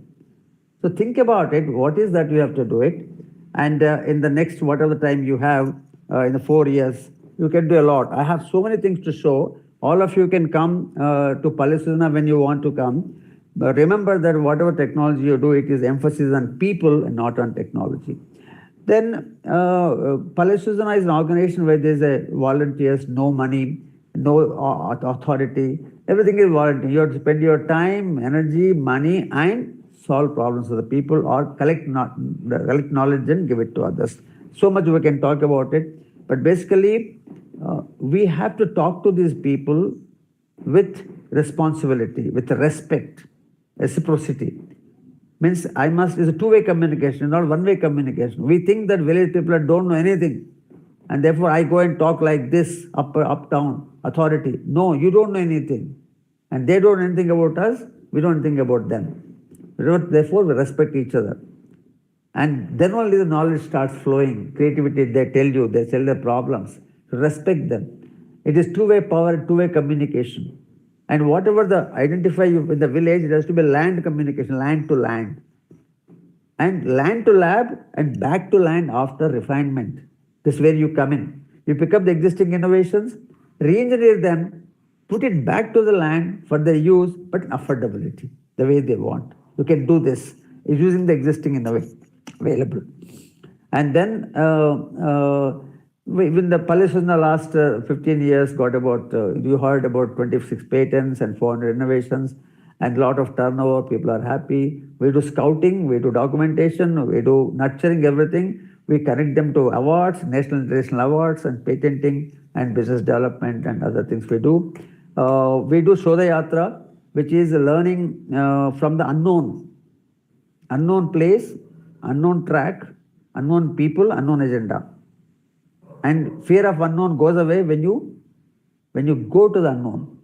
So 3 days yatra, we've done 34 yatras so far. Everybody can come, students, lecturers. I request MVSR people consider. Next yatra is on 25th December. You can go to the website and see pallesrujana.org. And here we learn from 4 gurus. Guru in nature, guru in people, your co-yatri and yourself. And those 3 days, you make yourself zero beginning and the beginning of the yatra. You unlearn yourself to relearn again. That's the way you grow in life, in learning process. So we offer volunteerism and internship. Volunteerism includes all the activity which I mentioned to you and more details. And you can do from wherever you are. You not come here. You can do whatever you want to do, whenever you want to do, how much you want to do. All you can decide. If you don't want to do, we don't ask questions. We have no membership. We have no form. It's just a purely voluntary. Internship, we conduct rural internships. I think August, September, Palle Srujana conducted rural internship for almost 1,000 students of your seniors. You can talk to them how it was. And that is an online. And the question, 2 things I like to share before I close. That, you can do a lot for grassroots innovations if you think they are good for society. Because we decided in the beginning that villages are not sinks, they are source. And a few examples I've given you, but that is not enough to drill the point home in your brains, but it is a spark for you. More you can learn if you visit our Palle Srujana website.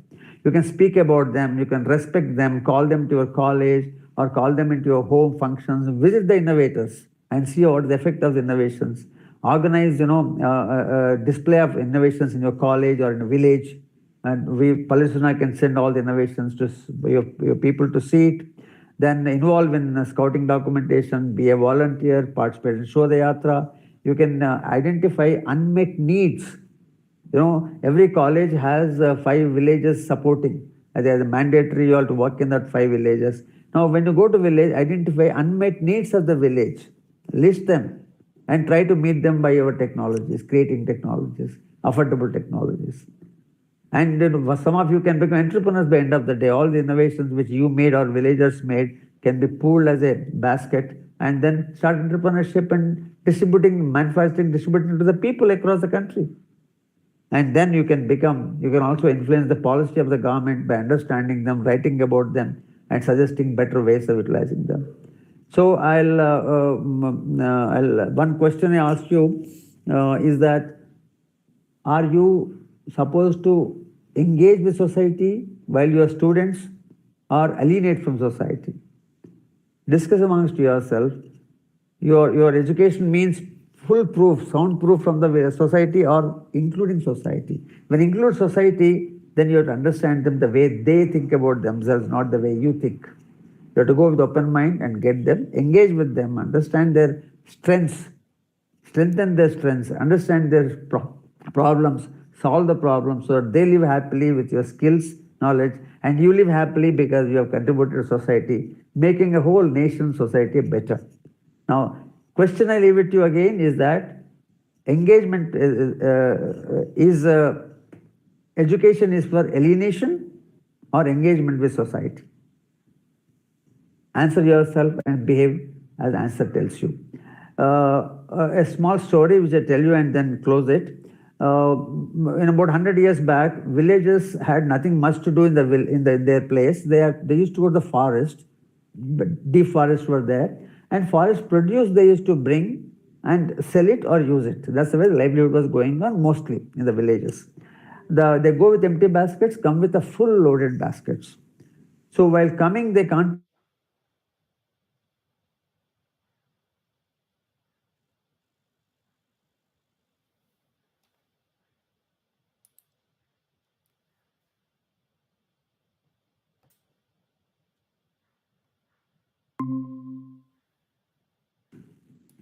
Sorry, I lost you. The basket cannot be put down because of the weight. Nobody can lift it back. Nobody is there to lift it up.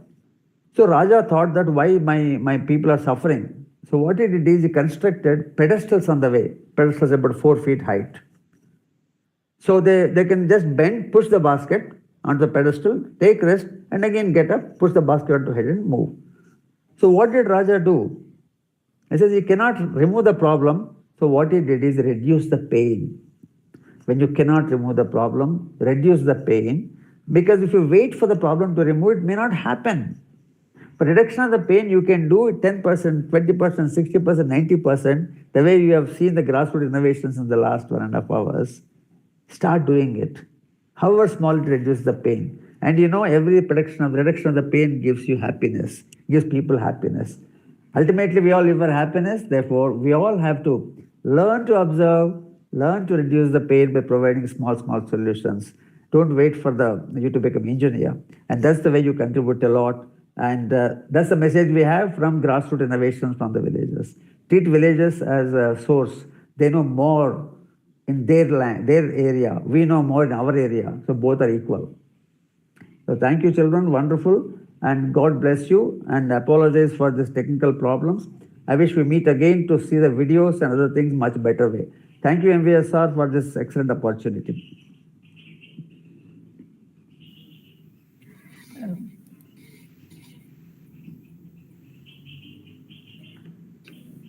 Sir, there are some questions from our students. Just discussed a couple of questions with you.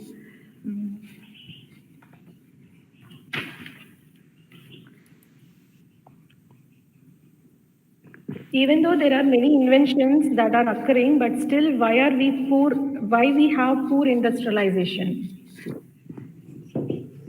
Yeah, good question. See, poor industrialization is a comparative term. You're comparing with whom, I don't know. The issue is most of the innovations are coming from abroad. We as a nation have not created technologies or creating new technologies. I happen to be in the missile. I was producing missiles for the Indian Army and Air Force, Navy. I know the technologies. We have very less made in the country. We get from outside because we don't innovate. Neither our schools nor our colleges tell us that that this is important. Innovation is important. We don't engage with society. We don't engage with nature to learn from nature. The innovation creating technology is not there. Entire engineering college, the moment you come first semester, you start thinking of placement. If you think of placement, when you will think of patents, when you think of technologies. And we don't develop this attitude in the school, how will you do when you go to industry? It doesn't come just because you got an appointment or money. So as a nation, our originality quotient is so less. For example, I tell you, how much uploading, how much downloading you do, we are the best in the world. And how much uploading you do, we are the lowest in the world. Think about yourself, every day how much you download, how much you upload, original things, not forwards. Sometimes for weeks you don't upload even one good thing, good idea for society. So poor word is comparative, but your observation is very right, beta, whoever is asked.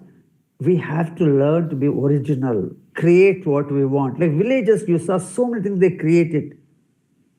Then our country will be strong and not hollow in growth. It's strong in growth, originality in growth.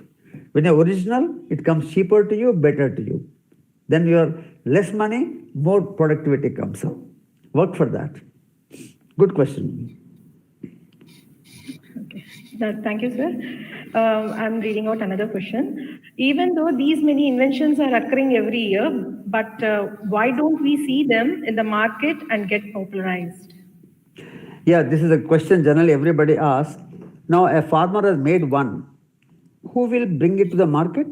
You expect him to do that, village man to do it?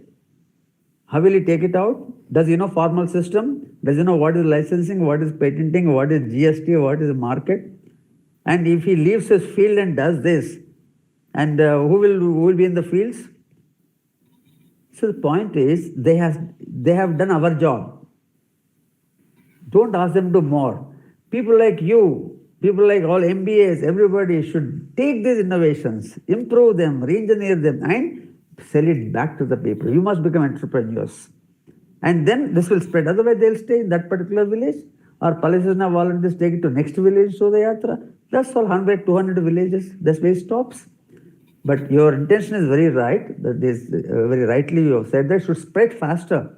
And who will do? Who will do? Society has to do. Society means you and me. Don't depend on the government. At least we have a solution ready. Keep the solution and do it. I think some of you can always do it. May not be engineers, even MBA. Everybody, given graduates, can do that. Those who want to do it. Do it, please. Old people like us will be very happy if you do that. Thank you. Yeah, thank you, sir. Thank you for educating the students with their responsibilities, the responsibilities of an engineer and the practices of the principle of the guardian principle, MLM, and addressing the importance of knowing, feeling, and doing. And thank you very much, sir, for sharing some innovations and motivating our students with their innovations. Thank you very much, sir. Very well. Thank you. Good day. Yes. So students, let us start with the next session. And here, now I request Jishan, Secretary General of MVSREC. He is a third-year CSC engineering student. I request you to present on MUN. Jishan. Thank you, ma'am. Firstly, am I audible? Yes, you are audible. Okay, thank you, ma'am. Firstly, hello everyone. Good morning to everyone present here. My name is Mohammad Atauraman. I'm fondly known as Zishan. I'm currently a fourth year, final year computer science student at MVSR Engineering College.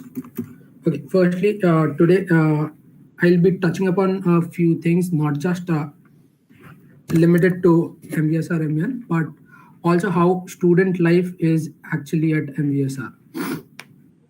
With that said, firstly, I'll welcome you all, the future flag bearers of MVSR Engineering College. Okay. Before going ahead, I would like to extend warm gratitude for giving me this beautiful opportunity to address and welcome these new family members of MVSR. This is a special day for you all, as you are going to start a new and a fresh journey of your life, full of challenges, milestones, and achievements. I know and totally understand how it feels like. To be honest, it just feels like it was just a week back that I was sitting on the other side of the podium with the exact same feelings of happiness, confusion, fear, and excitement. There have been lots of ups, downs, good memories, bad experiences, but one thing I can guarantee is that this journey of engineering, the 4 years of your engineering life, are going to be the most exciting and the most memorable one of your life. And at each stage, you'll learn a lesson that will not only apply for you in your engineering life, but also for your whole life. You'll learn something from your each step at every stage. Okay, as it is said, time is something that is irreversible and is something that won't return.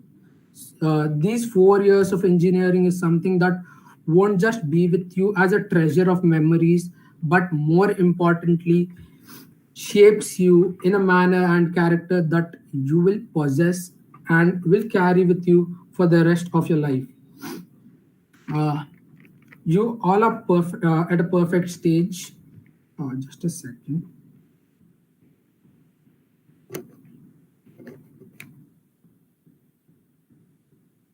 Yeah. So you all are at a perfect stage where you can experiment out with your skills, interests, may be associated educationally or may be with regard to your extracurricular purposes.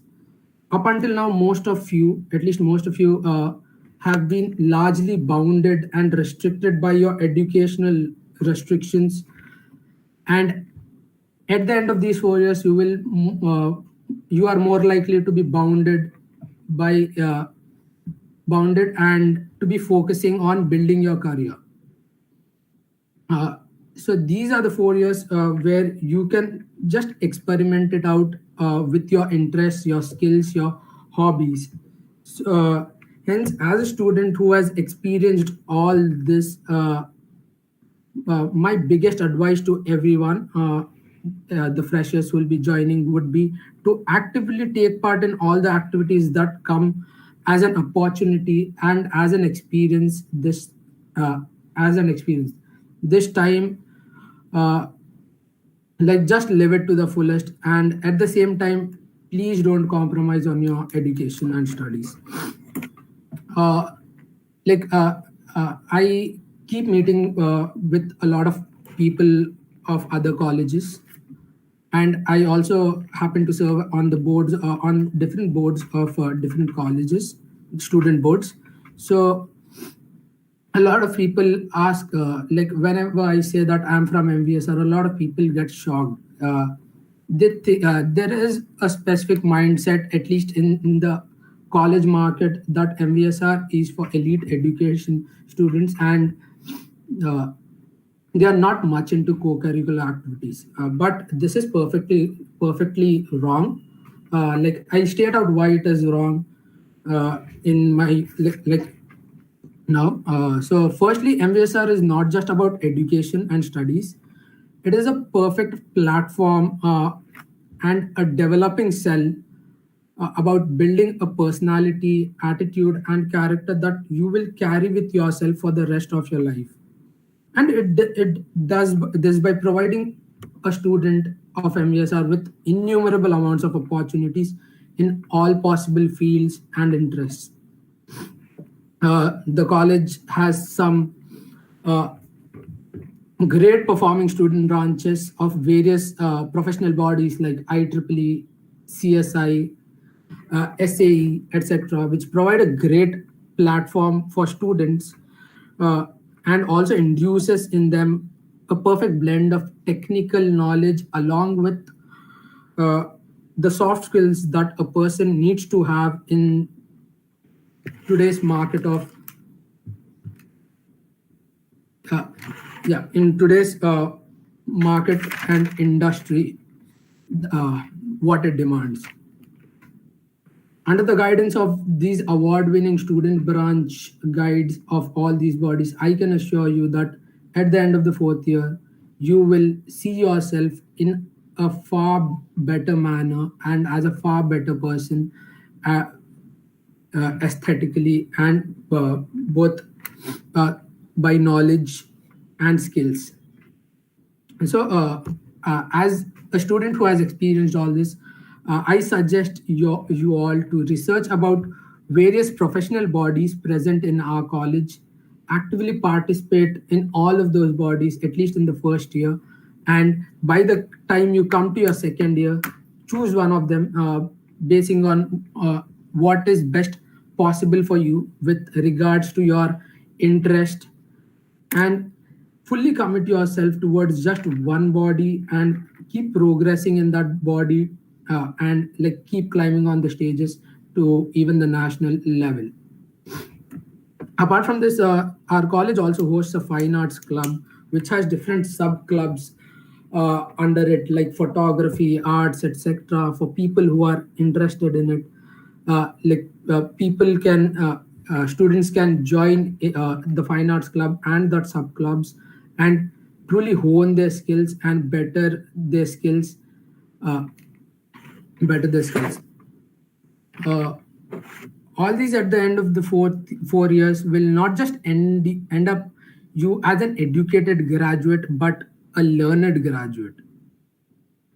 And as the quote goes, that education doesn't make a person being educated, but rather what makes him educated is what he's serving to the society. And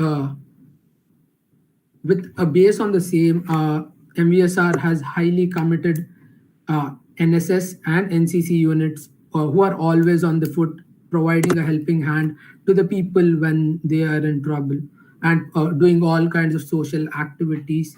It is very important for an educated person like an engineering graduate or anyone to be serving back to the society. And hence, I'll say join NSS or any such social cause unit like street cause or anything as such. Apart from all this, we also have the best-in-class sports department, which keeps providing and guiding all the deserving athletes who constantly keep making us proud. I guess that must be enough to sum it up how exciting the life is at MVSR. But one thing that makes a person successful and different from others is how quickly a person grabs onto an opportunity and which comes to his way. MVSR is a platform which for sure will provide you with the innumerable amount of opportunities. But as the saying goes, you can just take a horse to the pond. It is on the horse for him to drink or not. In the likewise manner, the college will provide you with all kinds of opportunities and support, but it is upon you to grab onto those opportunities and make the best use of it. The quicker you learn this, the better it will be, and the better head start you'll get when compared to others. Apart from all these, the college also hosts varied flagship events like departmental fest like Anvik, Akshauja, and professional body fests like Technovanza by IEEE or Fusion by CSI, and not to forget the famous Athlema. It's a national level sports fest hosted annually by MVSR Engineering College. Another flagship event which MVSR has started is MVSR MUN, and I had the honor to serve as the Secretary General for the same, thanks to a constant guidance by Sarita ma'am, Sunita ma'am, and Vice Principal sir. I'll just take a few minutes to just educate about what an MUN is and what the event is all about. Just a second.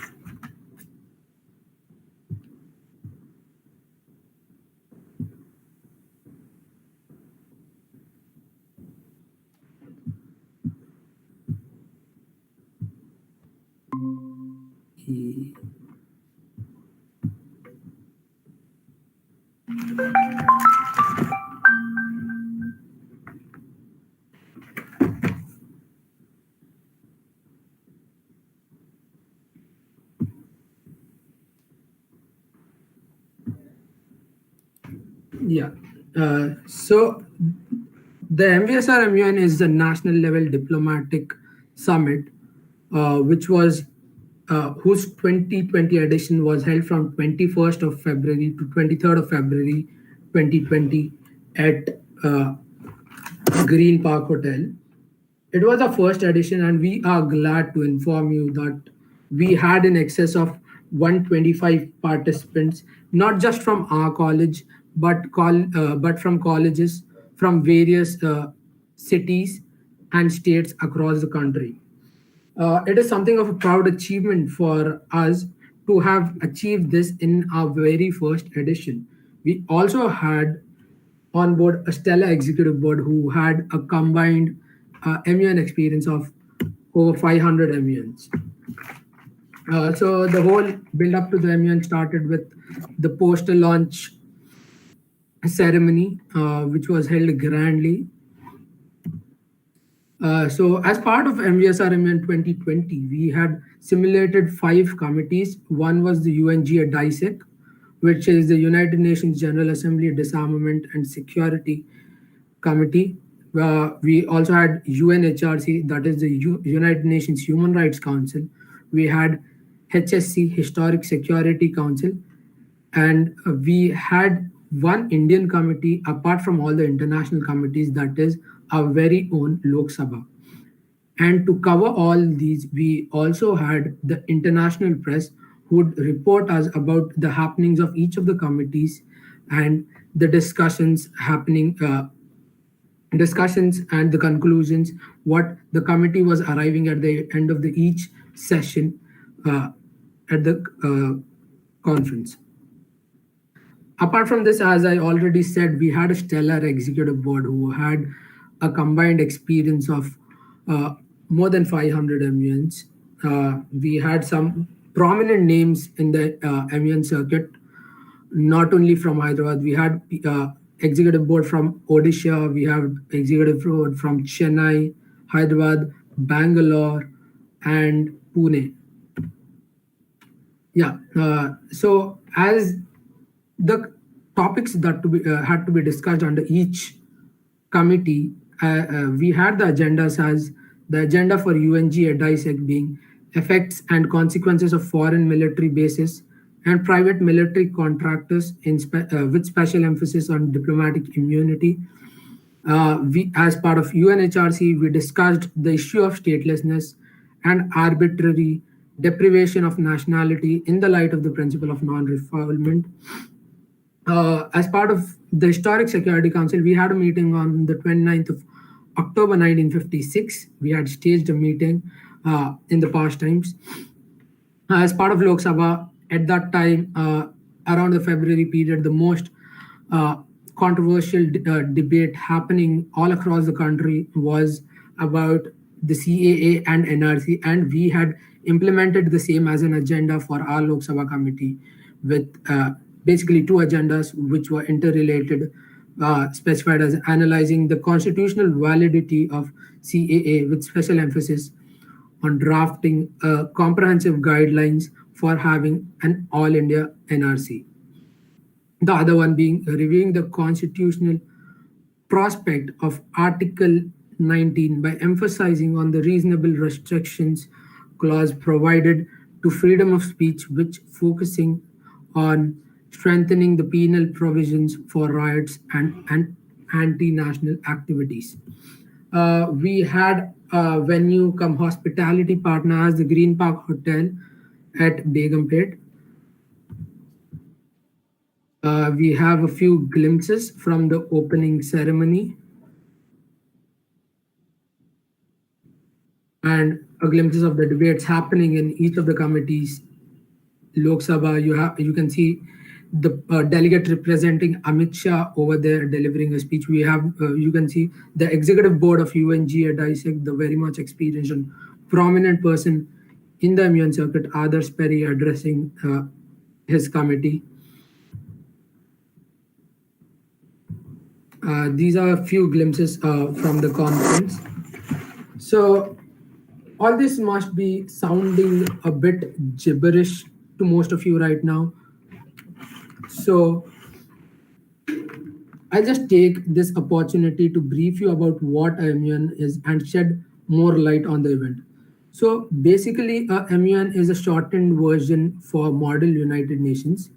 It is an academic simulation of the United Nations and is a diplomatic summit wherein participants act as delegates of various nations and debate, deliberate, and discuss upon topics of great international importance and carry with them a sense of crisis and urgency at the moment. For better understanding, let's say we are in a committee called as the World Health Organization. I guess everyone must have heard this term, especially because of the whole COVID pandemic. So if we are in a committee of World Health Organization,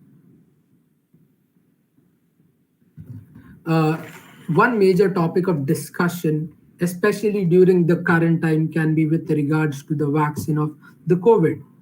This is the topic around which the whole discussion in the committee will revolve around. This is called the agenda. There is always a judging panel monitoring and the discussions and debates happening in the committee. This is termed as the executive board. These are very experienced people and very knowledgeable people in their particular field of interest, and they'll be constantly guiding you and judging you on the arguments you present on the same. I guess this more or less gives you all a brief idea about what a MUN is and how things function. Not to complicate things right now, more on this will be discussed later, and training sessions will be conducted for all those who are really interested in the near future. Now, one thought must be running through your mind. MUN, agendas, international law, sounds more like something for a law student. Why do I need it? Why do I need to learn it as an engineering student or as an engineering graduate? So let me tell you this, in this era of globalization, it is very important for every individual to know about the happenings of the world and knowing it not just to a base level, but to a good depth. People understand, I guess people actually understood its importance, especially due to this pandemic, wherein great economies have been shackled and millions of people have lost their jobs just because of the outbreak of one disease, further causing a great unemployment crisis. Hence, it is very important for people and we as a student to know about the happenings of the world. And MUN is a perfect platform, a learning platform about the world. In this era of globalization, being globally aware is more important than ever. Apart from this, it also develops leadership skills. MUN is an exercise in research, public speaking, and teamwork. These are all the skills that you will need throughout your life. especially once you graduate out from engineering, when you enter the industry, when you enter the market. And this is a chance for for everyone to practice those skills beforehand, even while you're just a student. Adding to all this, as part of MUNs, you will meet a lot of people of various different backgrounds, various different uh, cultures, various different mindsets, various different ideologies, which will just end up broadening up your intellectual skills. But more importantly, it will increase your network. And in today's world, trust me, a rich person is not the one who has better salary or a better job. A rich person is the one who has better contacts, better networks. Like, let it be any field you experience it. If you have better contacts, better networks, you will find the path easier. You'll find the journey to success very easy. And you can also leverage this network to get into like good colleges for your post graduation, and also for finding better jobs. Basically, since I'm in fourth year right now, and I'm going through all these placements process, and also going through the admission process for my further studies. From my personal experience, I can tell you this for sure, that admission officers and job interviewers look for examples of leadership. And your experience, may be as a delegate or as an organizing member for a conference, will be a good example for the same. You will develop a network of alumni which will not just help you in your current time, but will be of great use even for your future endeavors. In addition to all this, you will not only learn about experience, but a whole lot of soft skills like public speaking, general awareness, negotiation, documentation, etc. from MUNs. I hope like we will find a great batch of Manas from the incoming batch of 21.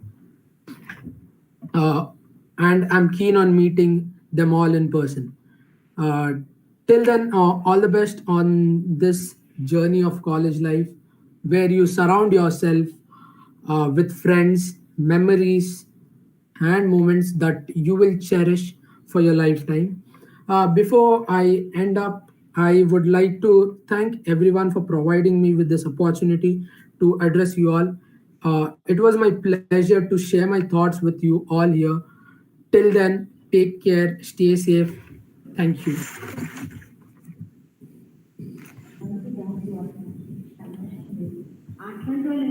Yeah, thank you, Jishan, for sharing about MUN, the details of MUN at MVSREC. Now, now we will have Jahir sir to share the details about Unnat Bharat Abhiyan and NSS. Jahir sir.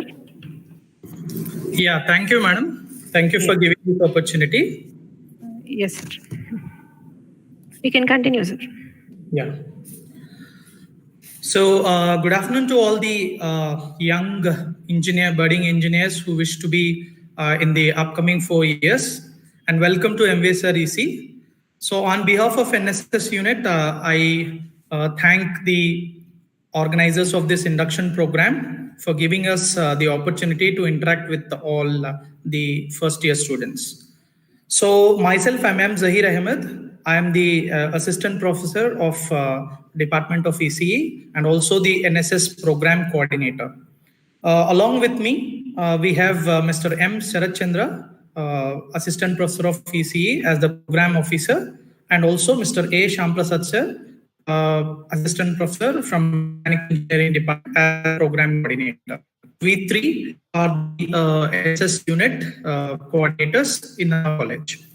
So today I would like to give a brief overview of or a glimpse of what this NSS unit is what are the activities that are conducted under this NSS unit, and also what are the benefits that you will, as a student volunteer, will get from this NSS unit.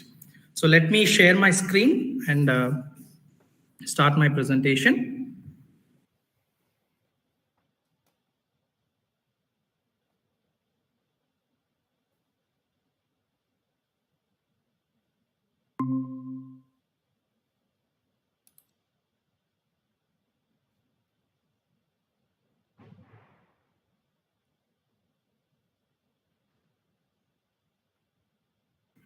Yeah, I hope my screen is visible. Can anybody please? Yeah, your screen is visible, but nothing is present on the screen. Okay. Could you now? Can you see my slides? No, sir. Yeah, now it is fine. Fine. It is visible, sir. Yeah. Okay. Yeah. Thank you, madam.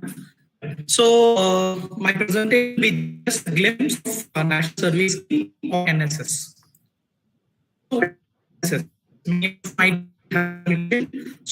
NSS acronym stands for it is a central sector scheme that is of Government of India, which is under the Ministry of Youth Affairs and Sports. So this actually provides an opportunity to the student youth of the 11th and 12th classes, that is intermediate, and as well as the UG and PG students of the various colleges and universities of India to take part in the government-led community service activities. So the sport. Sir, sorry for the disturbance. You share the window, sir. Share the window.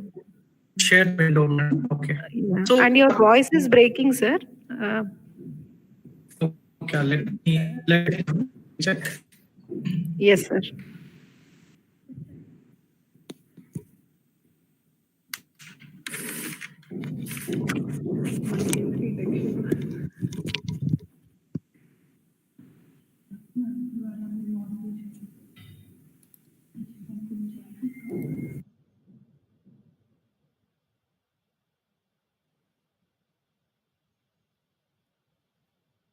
Madam, is this okay now?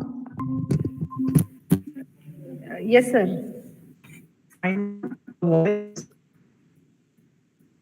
Sir, still there is a disturbance in your voice. Your still is not clear, madam. Yes. Okay, madam, can you give me just a couple of minutes? I'll show. Yes, sir, sure. But it is visible, sir, now. It is clear. It is, you share okay. the window. You share the window. Voice is clear, madam? Yes, sir. Okay, okay. Thank you, madam. Put it in presentation mode, sir. Yes, madam. I have put it in the presentation mode. Is this okay, madam? Yes, sir. Okay. Thank you, madam. Thank you. Yeah. So, as I told you, NSS is a central scheme that is sponsored by Government of India, which is run by the Ministry of Youth Affairs. Okay. So, this scheme is actually insisted or actually started by the Government of India to make the student youth, that is, who are studying in the intermediate or UG, PG at various colleges or universities, to take part in the community service and activities and programs that give us the feel about the real world. Okay, so the sole aim of the NSS is to provide the hands-on experience to the young students in the community service. So to understand what is the community, what are the problems, etc. So firstly, this NSS is originated in 1969. So it was started on September 24th. The September 24th is celebrated as the NSS Day every year. So it was celebrated, or it was started on the birth centenary year of the Gandhiji, the father of India. So initially there were only 40,000 volunteers at 7 universities.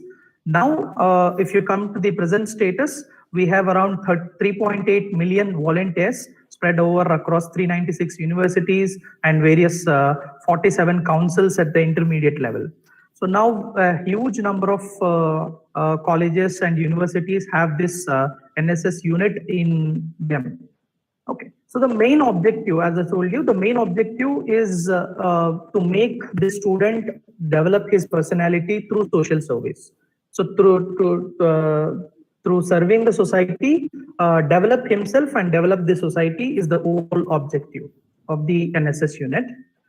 Coming to the specific objectives, as I said, there are 10 important objectives that are given by the Ministry of Youth Sports. So these are the main specific objectives. So firstly, understand the community which the NSS work. So we have to know what is the society or what is the community around us. So this unit or this scheme will give you an opportunity to understand the community. Second, to understand themselves in relation to the community. That means what is our relation or what is our role in the present society. So everybody has to understand that. Then only he can be able to develop his personality and become complete. So that is the second objective. The third is to identify the needs and problems of the community and involve them in problem solving process. So as an engineer, right, we all are engineers. So that means an engineer is one who applies the science and the knowledge he has learned. So whenever we are applying this, the science or technology that we learn to the problems, so we have to understand what are the problems that are existing in the society. So to get an exposure to the problems and the needs of the society, this unit will give you a platform to know the society in a better way. So that is the thing. Then to the fourth objective, to develop among themselves a sense of social and civic responsibility. As we all of us know, we should have, every individual should have a social responsibility and also the civic responsibility. For example, following the traffic rules, maintenance of the sewage systems, right? Helping the needy people. All these are civic responsibilities. So we should get to know all of them. Then to develop competence required for group living and sharing of responsibilities. This is a very, very important task. Nowadays, we are everybody is looking at the personal freedom. Nobody is, no two people are living together with complete, you can say, sharing or sense of mutual respect and mutual understanding. So we are limiting ourselves. So to break these shackles, right, we need to perform the team building and team tasks. So those all kind of skills can be attained with the help of these NSS activities you perform. And also to gain skills in mobilizing community participation, which is nothing but the leadership skills, leadership qualities, and democratic attitude. So here we will be doing certain activities where you need to impart some kind of whatever the knowledge you have, right? You need to mobilize. For example, we have conducted a program where our idea is to encourage the people to vote freely without looking at their caste or creed or looking at the money, etc. So this kind of activity, that means you need to convince the other person, which will make you understand or gain leadership skills in a better way. Yeah. So also, this unit will give you an opportunity to work whenever there are natural disasters or meet emergencies. So, and also it gives you a passion about your country and the social harmony, and utilize the knowledge in practical solutions for to individual community problems, as we discussed. So these are the main objectives with which the NSS unit has been formed. Our NSS units are laid down in various universities and colleges. Yeah. So coming to the this is the NSS symbol. So I have two circle, right, and then red 8 red which ones. So the NSS symbol is actually taken from the Rath wheel of Konark Sun Temple. So this portrays the cycle of here represents the cycle of creation, preservation, release, signifying the moment of life. All right. So it's basically representing the process of your life. Okay, progressive cycle of life, and also the 8 bars, the right, which here have, or the 8 paharas, which we call. This represents the 24 hours a day. So we are ready. It implies that NSS volunteer is ready 24 hours a day to serve the society or to serve the community if needed. So it signifies that the NSS volunteer should be ready always to do the society or to serve the society.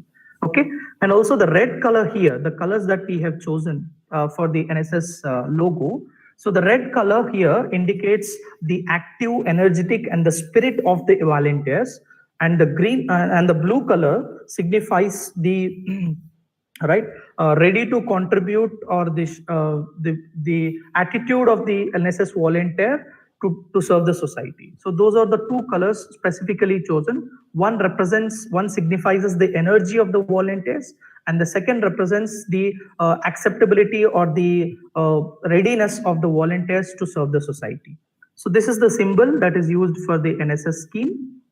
And then the motto, as I said, the most important line that every volunteer has to remember is "not me, but you."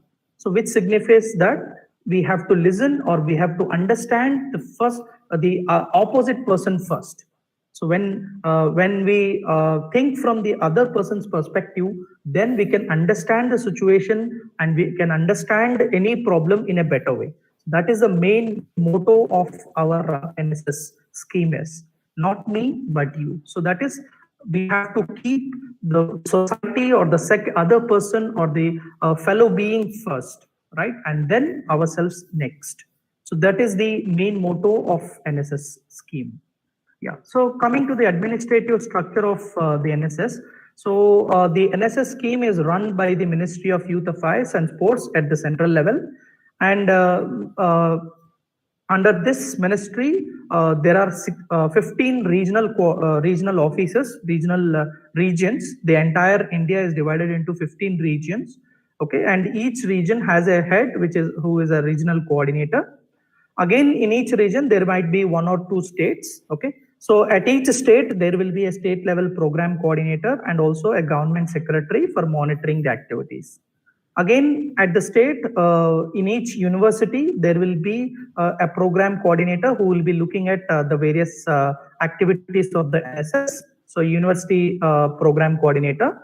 For our university, for the Usmania University, we have Dr. M. Ramulu sir, who is very active and very energetic in all the activities. So that the university program coordinator, and under that university, at each institute, that is at each college, we have a program chairman who will be the head of the institution. So for us, the program chairman is Dr. G. Kanakadurga madam, and program officer and the program coordinators. Okay, so these are the people who look after the activities, and then under them we have the student volunteers. So for us, for our unit, we have a volunteer strength of 100. Yeah.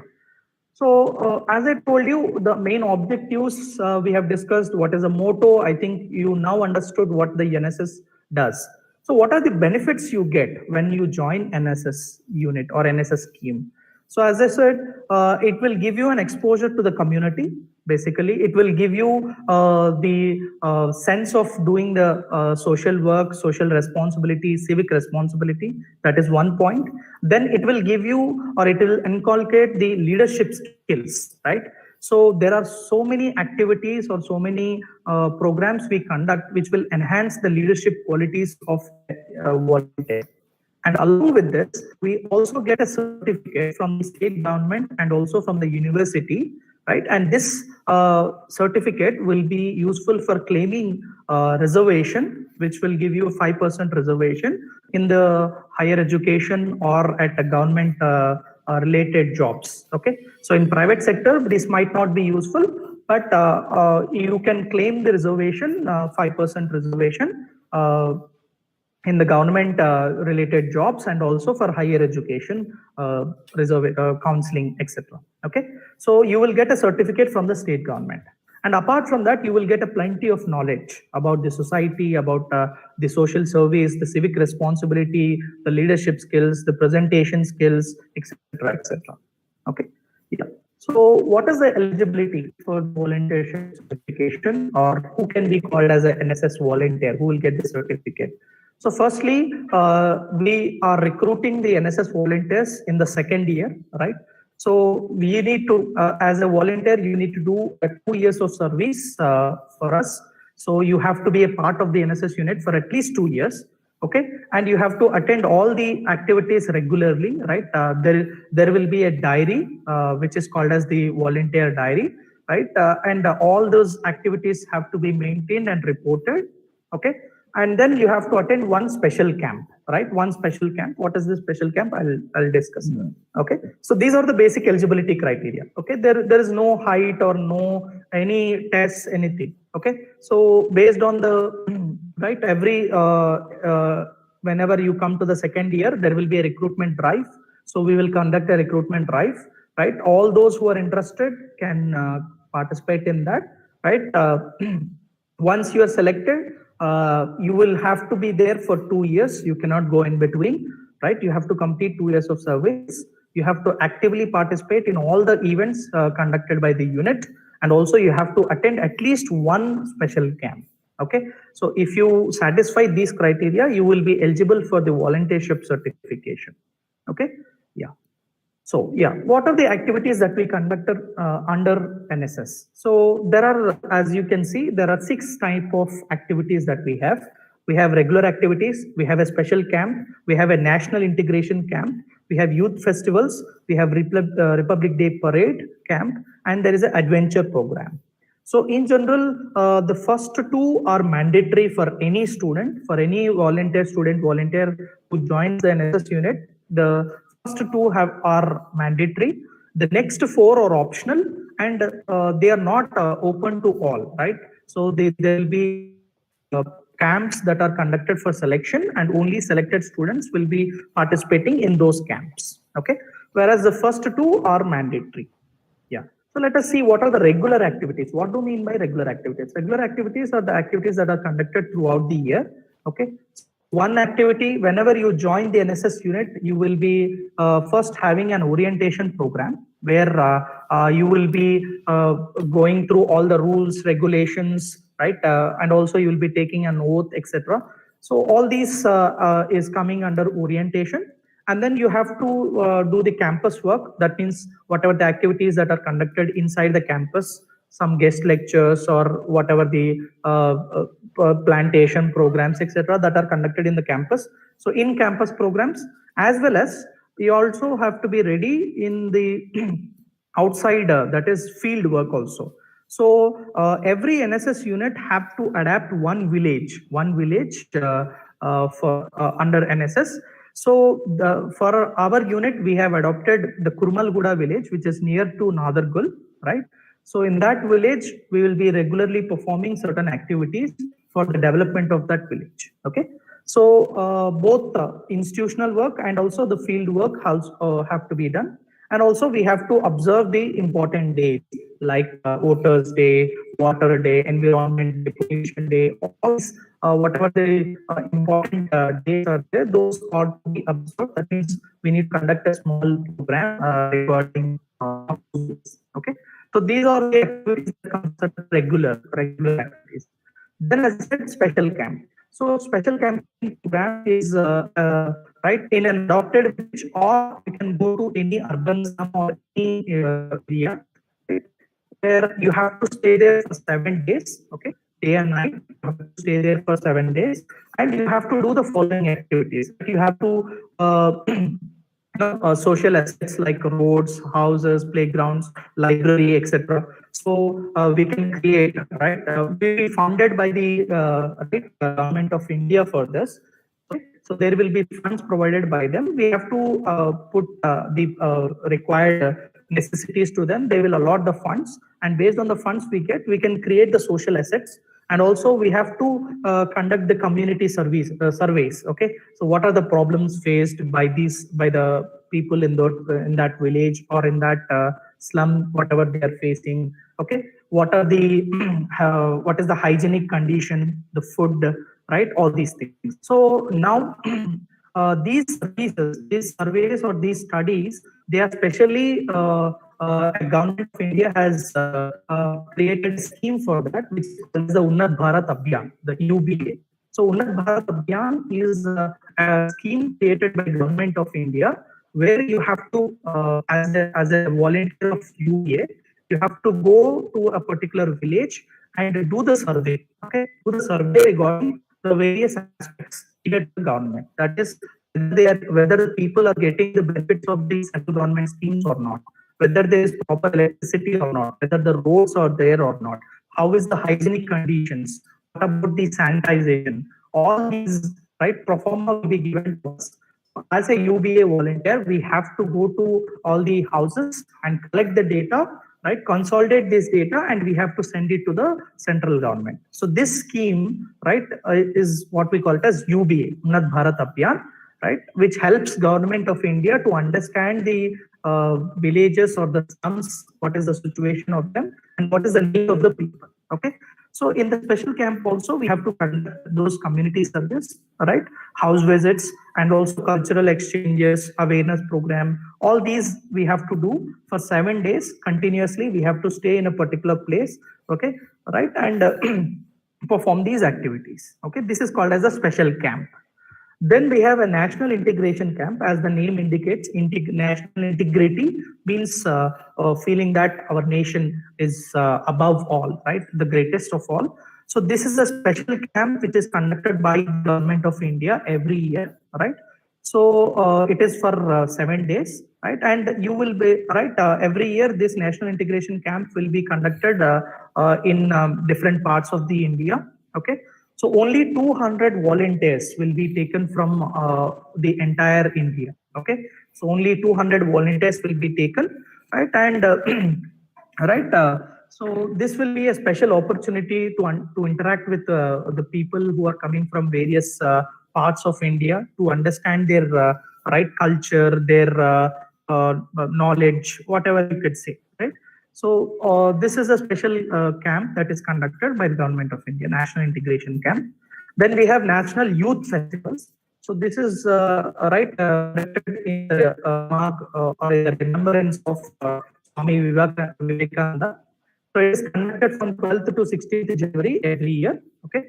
So this is also, right, a program which is not open to all. It will be volunteers who wish to attend for this also will be have to undergo several tests at various levels. Okay, so there will be one conducted at the college level, and once you win the college level competitions, you go to university level. University level competitions, you have to perform well and win there, and the winners will be sent to the state level, and the state level competition, again the winners will be sent to the national level. So every year we will have national level youth fest, okay, where the winners of all the states will compete in various cultural and literary activities like singing, dancing, folk dance, solo, right, painting, etc., etc. Okay, so all these competitions will be conducted from in the month of January, and the national level youth festival will be organized at one place, right, where all the state winners will compete, right? And at every level also you get a certificate. At the state level, at university level, you will get a certificate which will be of very great value. Okay, yeah. And then the adventure program, this is a program that has been launched recently. So 1,500 NSS volunteers from across India will be selected, right, for an adventure trip, right, for 7 to 10 days. Okay, so you will be taken to the northern India or Arunachal Pradesh, okay, in the Northeast region, and you will be given a training on various activities like trekking of mountains, water rafting, right, data sailing, and basic skiing, right, skiing activities, all these. Okay, so this will help in making you to ready, right, to serve the nation whenever there is an emergency requirement. Okay, so this program majorly, right, is preparing the students for emergency services. Okay, so this is another program that has been launched by the Government of India recently. Then we have the Republic Day Parade. I think all of you know. So on every 26th January, we have a Republic Day where there is a parade at Rajpath, right? So in this Republic Day parade, there are contingents from various units of the government of India. We have NCC contingent, we have NSS, you have UBA, we have the contingents from state or states also. So in that, there is a contingent from NSS also. So 200 volunteers from the NSS will be selected, right, and will be given a part in that Republic Day. Okay. So for this also, there is a selection process at various levels. Okay. So these are the activities that are conducted, various activities conducted under NSS. You have regular activities, you have special camp, you have an adventure camp, you have a youth festival, right? You have a national integrity camp and Republic Day parade camp. Okay, right. Yeah. Now this is the just brief overview of the NSS unit at large. What is NSS? What are the benefits you get? What are the activities that are performed at the under the NSS? Now, what is the details about the NSS unit at MVSR Engineering College? Okay, so the NSS unit at MVSR EC is started in the year 2018, right? We have started it very lately, you could say. So we have started it 2018, right? Thanks to Dr. M. Ramulu sir, we got good support and we started with 100 people, 100 volunteers. Okay, so looking at the administrative body, as I told you, the chairman of our unit is Dr. G. Kanakadurga madam, program officer is Mr. M. Sharat Chandra, and program coordinators, Shyam Prasad sir and myself. Okay, yeah. So this is the executive committee of our NSS unit, the student executive committee. We have representatives from all the branches. Okay, the present 2021 year, we have these people as the executive committee members. Yeah. So just a glimpse of what the programs organized, what we have done in the 1920 and 2021. I'll just go through the programs that we have organized.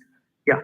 So the first event that we conducted was a candle rally on awareness on the women protection. So this was done right in the context of the Nirbhaya incident that happened.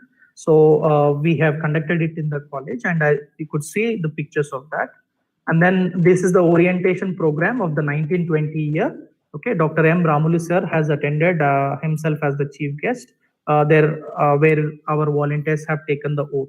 Okay, and then the youth week. So as I said, in the youth week and youth festival, we have to conduct the competitions, various competitions at the college level, and we will send the winners to the university level. So these are the various competitions. We have music, right? Instruments. We have classical singing, solo, group, and we have folk dancing, right? We have debates. Okay, we have essay writing competition, and happy to inform that Gayatri Raj, who is playing the guitar, has won at university level and participated in the state level. Okay, so we are looking forward for more kind of activities this year. Okay, yeah. So then we have conducted an awareness rally on voting, right? So this was conducted in the village, Kurmalguda village. So our chairman sir and all our heads of the departments, faculty members, all of them have participated in the rally. Yeah, and this is another program which was conducted on the importance of pulse polio immunization. So we have our volunteers have gone to all the houses of the adopted village, right, and taken care, the special care for making sure that all the people get, all the children get vaccinated. Okay. Yeah, and this was a special guest lecture arranged on entrepreneurship skills and the startups. Okay, so the T-Hub chairman has addressed the gathering on these things, and we have conducted several programs of plantation of samplings. We are happy to announce that the unit, the NSS unit itself, has a special mango, you could say, tota, right? We ourselves have created one bagicha, mango bagicha in the campus. You could visit. It is besides the bus parking area, okay, after the ground. So it is there. Whenever you come to the college, you can visit. So yeah, this is a plantation of samplings. And we also conducted several Swachh Bharat programs, both in the college as well as in the adopted village. Okay, and this is the Women's Day celebration that was conducted on March 8th. Okay, along with the Women Affinity Group, we have done it. And the recent pandemic, whenever we have this coronavirus, before the outbreak of corona, we conducted this awareness program. Right, it was not yet outbreak in India, but it was there. So the banners, and we conducted a awareness program in the entire village that we have adopted. Okay, yeah. So these are the programs that were conducted in 2019-20. Coming to this year, till now we have conducted several activities. So we have during the pandemic time, there was very much scarcity of food to many needy people. So our volunteers and also the faculty, many faculty came up, and we have distributed the food essentials to the needy people. We have conducted the yoga day. I think this was conducted in online mode because of the prevailing situation. Yeah, and on the mark of Independence Day, we have conducted an painting competition. You could see the paintings done by our volunteers. Okay, and also to create the awareness of green campus and green Ganesha.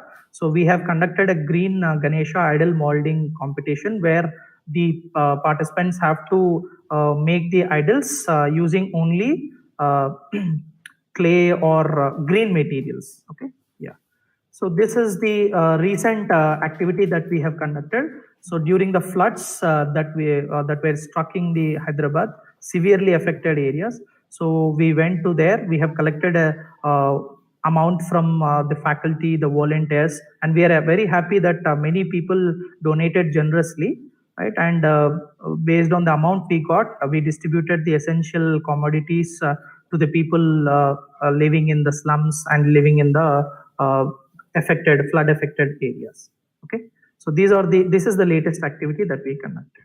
Right, so this is the contact information. If somebody wants to follow NSS unit of MVSR EC, we have a website which is nss.mvsrec.edu.in. Or you can also mail us at nss@mvsrec.edu.in.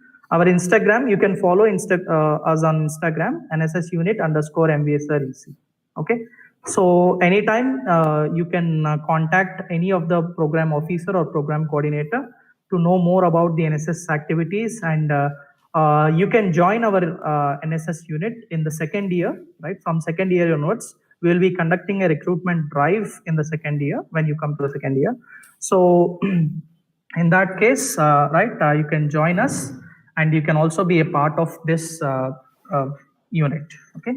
Yeah. So this is it from my side. Yeah. Thank you. If you have any queries, you can let me know. Sir, we didn't ask any questions from the students. This is only being in YouTube live. Okay. Anyway, sir, thank you for sharing the details of NSS and Unnat Bharat Abhiyan at MVSR Engineering College. Thank you for sharing the objectives of NSS activities, motto, and the structure in detail. Thank you, sir. Yeah, thank you, madam. Yeah. Thank you for giving this opportunity. Yeah. Yes, sir. Students, so let us take a break for lunch, and we'll all join in for the next session at 2:00. I request you all to join 5 minutes before the session. Thank you.